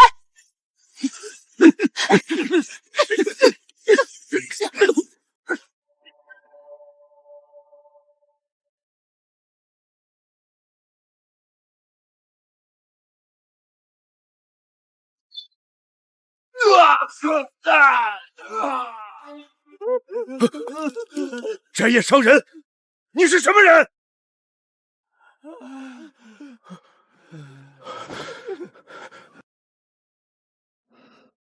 怎么，现在知道怕了？我不管你们是什么人，老子都是你们得罪不起的人。摘星宫听过吧？老子是摘星宫的人，而且这次是特地为摘星宫公主来办事的。摘星宫公主命你欺压良善，绑架勒索，强取豪夺。那是因为这个老东西不识好歹。我们公主托我问他索要还原丹，是瞧得起他。他不止不给，竟然还敢辱骂我们公主，我自然得让他尝尝老子的厉害。哦，是摘星宫公主亲口托付你的？因为这件事儿，我还有幸被公主亲自召见。是吗？那我怎么不记得我召见过你？更不记得我亲口命令你来抢这还原丹。跟你有什么关系？你是个什么东西？大胆！这就是你口中的摘星宫公主？你说什么？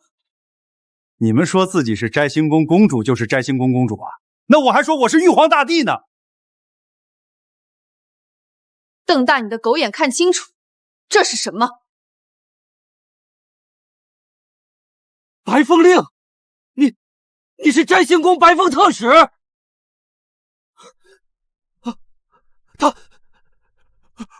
鄙人摘星宫公主。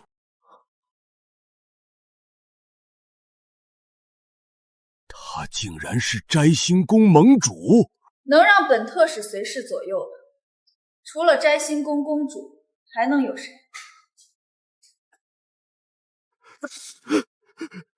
公主大人，小人该死，小人该死啊！当着姜老爷子的面儿，你给我把话说清楚，到底是不是我让你来勒索这还原丹的？不是，绝对不是，是我觊觎还原丹，狗胆包天，冒用公主大人的名义私自行事。姜老爷子，您都听清楚了。看来是我信了这小人的谗言，错怪公主大人了。从即刻起，你被逐出摘星宫，但在此之前，需领100鞭叉责罚，你可有异议？没有，多谢公主大人饶命。赶紧滚回去，自领宫规严罚。是。我虽没让秦武帮我索要还原丹，但我这次亲自前来，也确实是为了还原丹。还原丹？你要他做什么？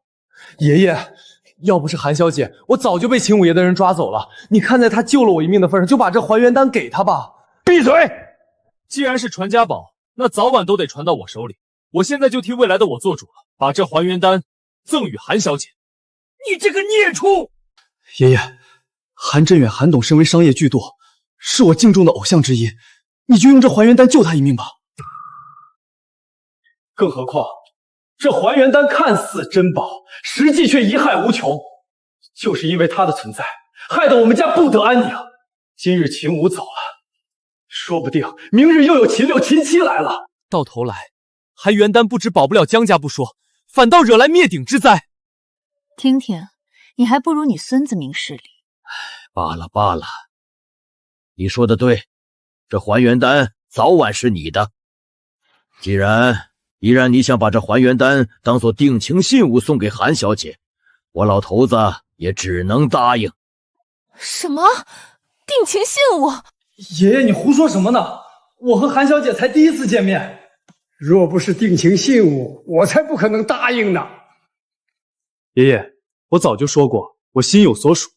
既然我不可能娶到爱的人，那我就去景灵山，以另一种方式伴她一生一世。姜少爷，你去景灵山是为了一个姑娘？准确的说，是一位仙子。仙子？我们摘星宫也在景树山建有分部，我从不知道山上还有什么仙子。我也没见过。就是，我早就说过，这世上哪有什么仙子，这个孽畜就是不听。如果不是我亲眼得见，我也不会相信。你还亲眼见过？不只见过，他还救过我一命。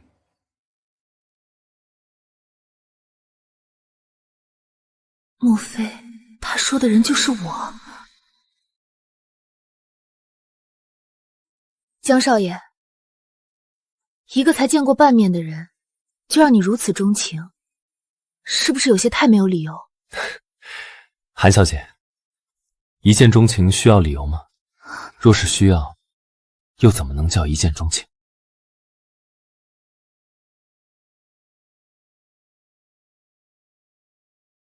更何况，喜欢一个人本就可以与外貌无关，只因为那种感觉刻骨铭心。虽然3年来我未曾见过他一面，却已经深爱了他上千个入夜。所以，为了这么一个虚无的人，你情愿放弃世间所有女子，搭上自己的一生，出家当和尚？他是真实存在的，只不过我们无法相见而已，何谈虚无？这世间万千女子，在我心中都不及他千万分之一，所以又何来搭上我这一生之说？我不过救了你一次，你就深爱了我3年。可有些人，我爱了他3年，付出了全部，却只换得被恩负义。韩小姐，既然还原丹我已替你求到，那我就告辞了。以后来景灵山玩，可以来景灵寺找我。你这个孽畜！爷爷，保重。若是我要你留下呢？韩小姐，我没有不尊重你的意思。你身为大夏首富之女，又是万人敬仰的摘星宫中主，不管是家世样貌还是才华能力，都强我10倍。可我对你心中只有敬意和感激之情，我的爱全留给他一人了。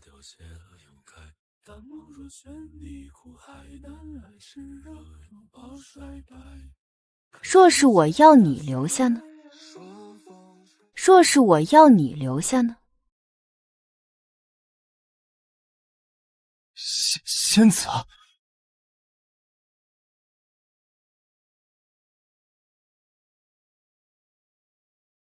当日我救你之后，你说你叫江晨明，问我如何称呼，我还未回你，今日便正式的告诉你，我姓韩，但单名一个沁字。韩，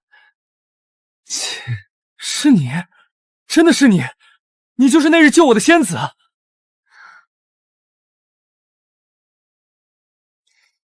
现在，江少爷还想去景灵山出家吗？不去了，不去了，打死我也不去了。孽畜啊，养了他20几年的亲爷爷，还不如一个只见了1两面的小姑娘说话好使。韩小姐，敢问你可有婚嫁，可有男友？之前有，昨天以后就已经没有了。太好了！行了，带上你的定情信物，我们去救你的泰山大人吧。爷爷，你胡说什么呢？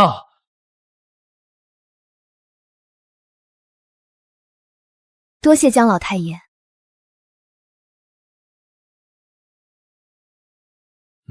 服下还原丹2日，韩董体内的毒已经解得差不多了，再休养2日，便可出院了。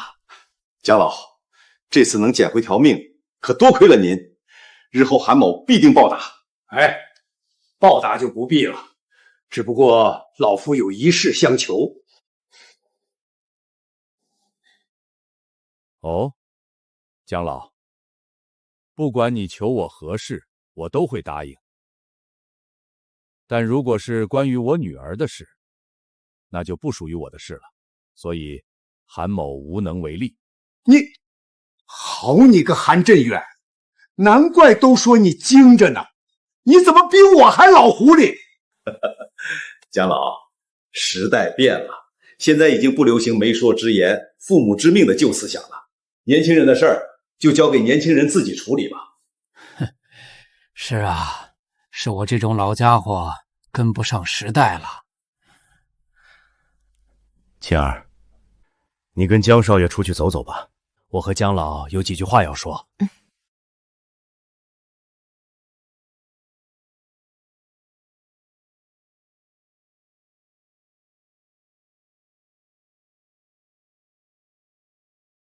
韩小姐，你以后有什么打算？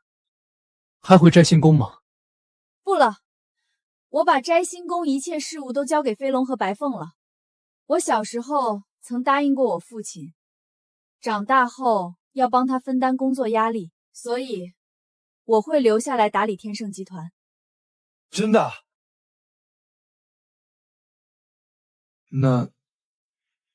那既然你还是单身，我能追你吗？可以啊，只要你能追得上。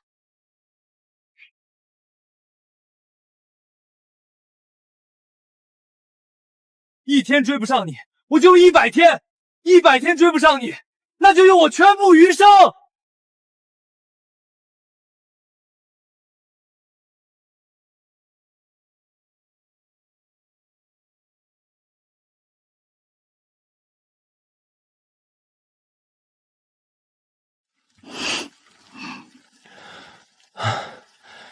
韩小姐，你这流云步也太快了。这就追不上了？刚才谁信誓旦旦地说要用全部余生的？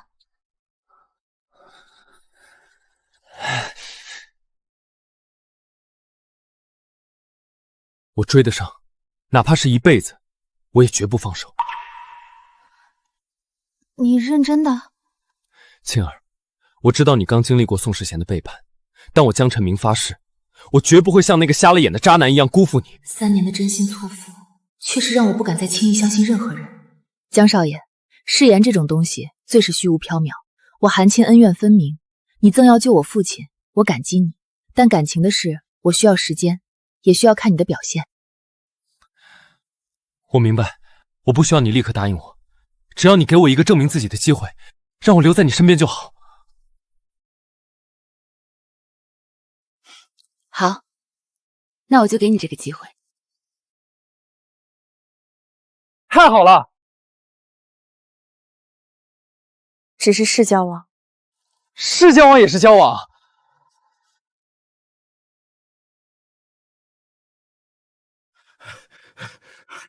大小姐，出大事了！李叔，怎么慌慌张张的？大小姐，天盛集团内部乱套了。李婉容虽然被抓了，但她之前安插在董事室会的那些心腹，现在正趁着董事长住院，疯狂抛售股份。一群跳梁小丑，真以为我韩家没人了？不仅如此，在这一次，他们还联合了沈建安的余堵，把会议室堵了。他们扬言要重新选举董事长，企图彻底架挂集团。看来是时候回集团清理门务了。备车，回集团。是，车已经停在广场外了。抱歉，看来我们的事相往得先暂停一下了。天盛集团的内乱不只是武力能镇压的，商业上的事我或许能帮上忙。别忘了，我可是江省公认的商业天才。好，那江大天才就跟我走一趟吧。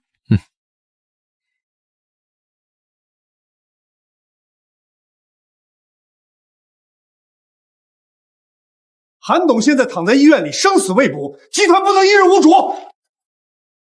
我提议立刻重组董事会，由我暂代董事长一职。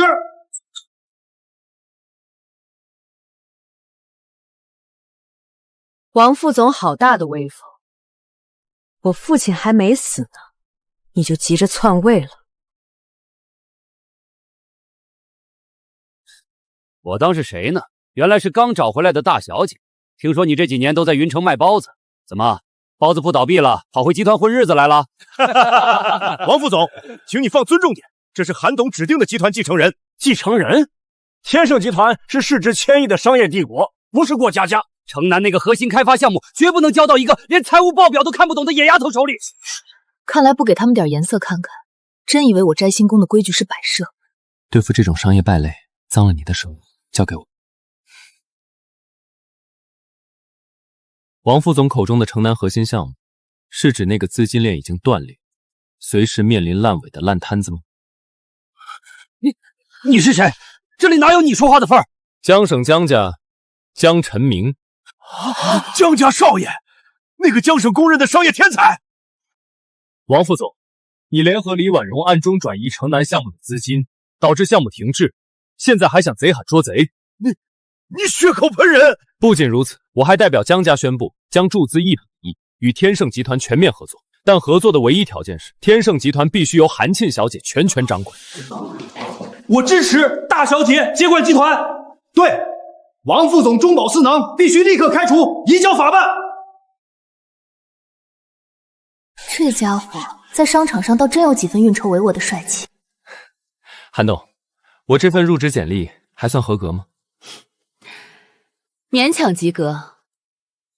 李秘书，叫保安把王副总扔出去，然后准备签约仪式。是，大小姐。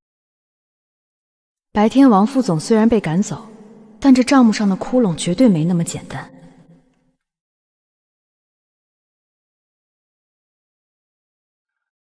韩董，白天刚打了一场硬仗，晚上还要熬夜，身体可吃不消。王副总被保安扔出去的时候，眼神太镇定了，这不符合他贪生怕死的性格。看来我们的韩大小姐不仅武功盖世，商业嗅觉也很敏锐。你看这里，城南项目的资金链断裂只是表象，实际上有3笔巨额资金被化整为零，转入了几家空壳公司。他这是在明修栈道暗度陈仓，准备彻底掏空天盛的核心资金。你猜的没错，我下午动用了江家的情报网，查过这几家空壳公司。背后是谁？沈建安。他利用江省分公司总经理的职务之便，早就和外部势力搭上了线。原来是他在江省一手遮天，暗中勾结王副总和李婉容。好一个沈建安，连我天盛的主意都敢打。别急，既然他们想玩阴的，我们不如将计就计。明天签约仪式上，我会高调宣布100亿资金入账，但暗中放出风声，说这笔钱是分期支付，首期只有10亿。这样一来，王副总和沈建安就会觉得天盛依然是个空壳。没错，为了彻底做空天盛，他们一定会动用所有杠杆资金，强行砸盘。等他们把所有底牌都压上桌，准备收网的时候，我们再把剩下90亿一次性砸进去，直接拉爆他们的仓位，冻结所有海外对接账户。瓮中捉鳖，我要让他们血本无回，连本带利吐出来。100天追你的计划，看来要在商战里度过了。那就要看江少爷的手段够不够硬了。夜深了，先把汤喝了，剩下的交给我。有他在身边，似乎也不错。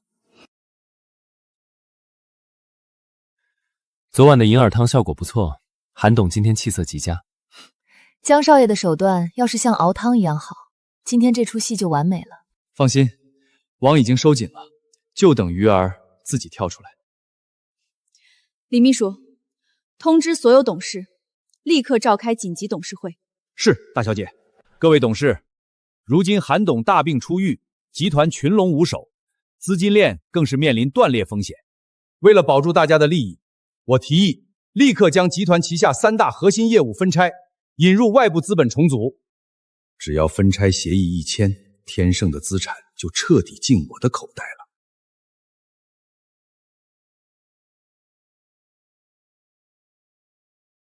王副总真是好算计，拿我天盛的肉去喂你自己的狗。韩沁，你一个黄毛丫头懂什么商业运作？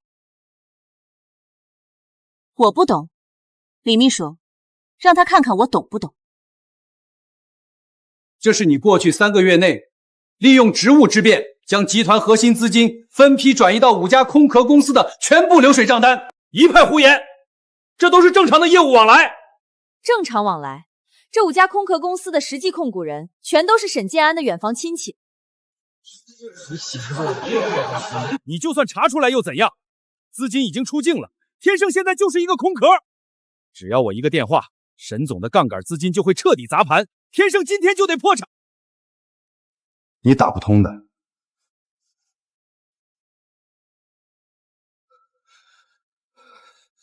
10分钟前，江家已经联合海外机构全面冻结了沈建安的所有对接账户。你们用来做空天盛的杠杆资金已经被我用90亿现金流直接拉爆。你们现在不仅血本无归，还倒欠了机构几10个亿。完了，全完了！大小姐，我错了，都是沈建安逼我的，求您高抬贵手放我一马。放过你？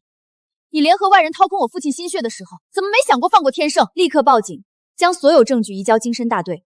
另外，以集团名义正式开除王副总，保留追究其一切法律责任的权利。明白。从今天起，天盛集团由我全权接手，谁若再敢吃里扒外，王副总就是下场。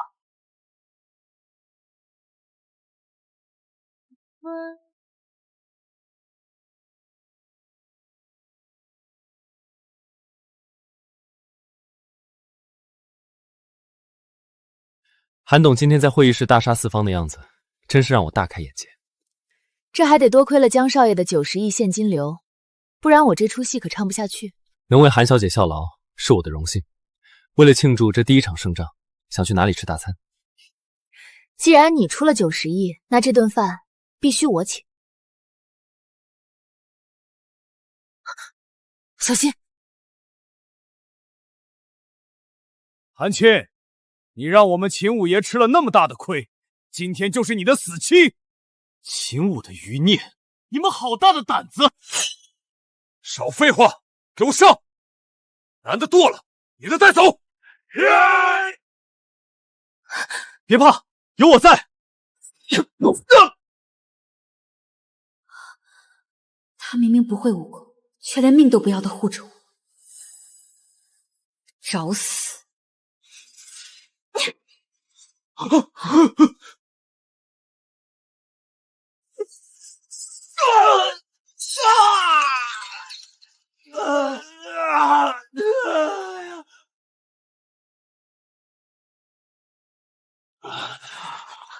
属下救驾来迟，请公主责罚，把这些垃圾清理干净，查出他们在云城的所有据点。是，属下立刻去办。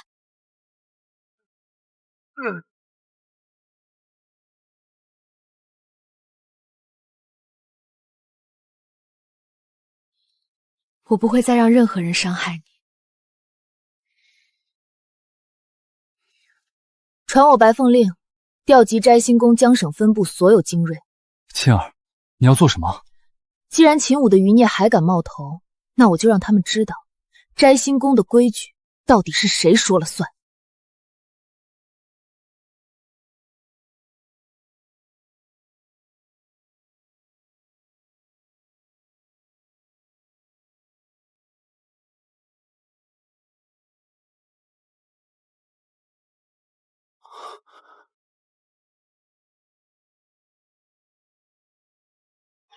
启禀公主，属下已查明，刺客老巢正是秦武残党勾结的城南黑虎帮。黑虎帮不知死活，竟敢收留秦武余孽，还妄图对公主和江少爷不利。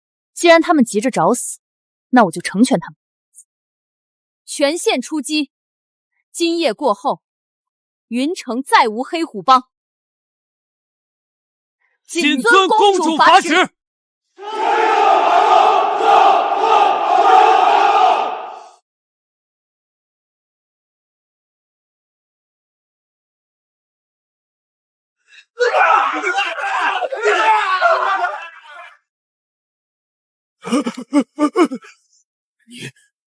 你们到底是什么人？瞎了你的狗眼！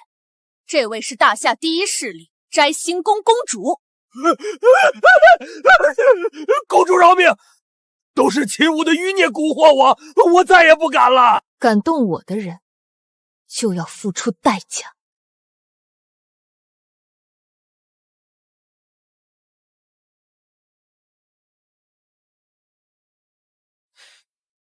废你双臂，以儆效尤。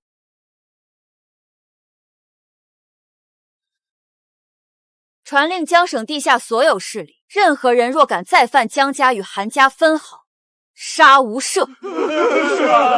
沁儿，你真帅。走吧，这里脏了你的眼。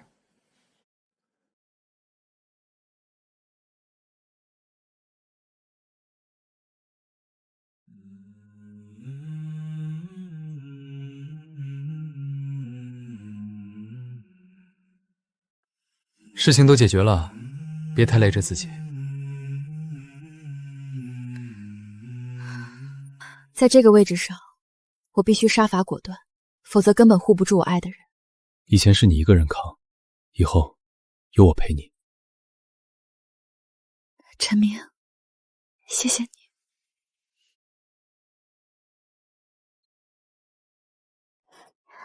陈明，你到底要带我去哪儿？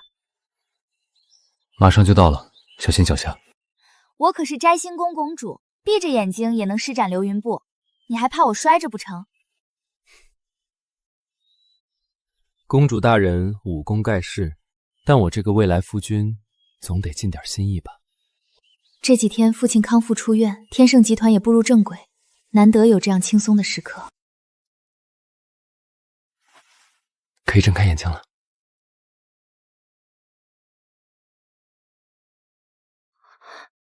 这里是3年前我救下你的那个悬崖。没错，这里是我们宿命开始的地方。这3年来，我无数次来到景灵山，只为寻找那个惊鸿一瞥的仙子。陈明，但我感谢命运，让你以最不可思议的方式重新回到我的生命里。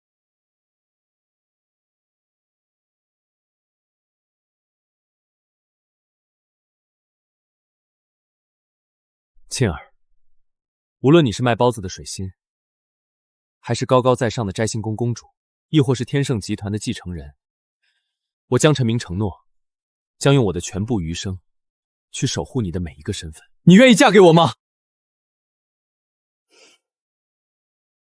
我曾以为自己要独自面对所有的黑暗，直到遇见了他。我愿意。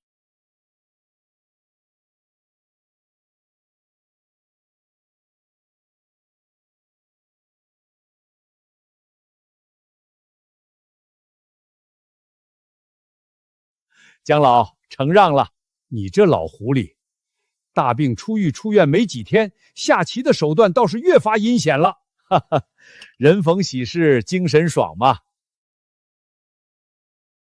看来我那傻孙子终于得偿所愿了。是啊，沁儿吃了那么多苦，如今事业和武道隐患皆平，也该拥有属于他的幸福了。以后咱们可就是亲家了，天盛集团的股份是不是该给我孙子分点儿？只要他对沁儿好，整个天盛集团给他又何妨？哈哈哈哈哈哈！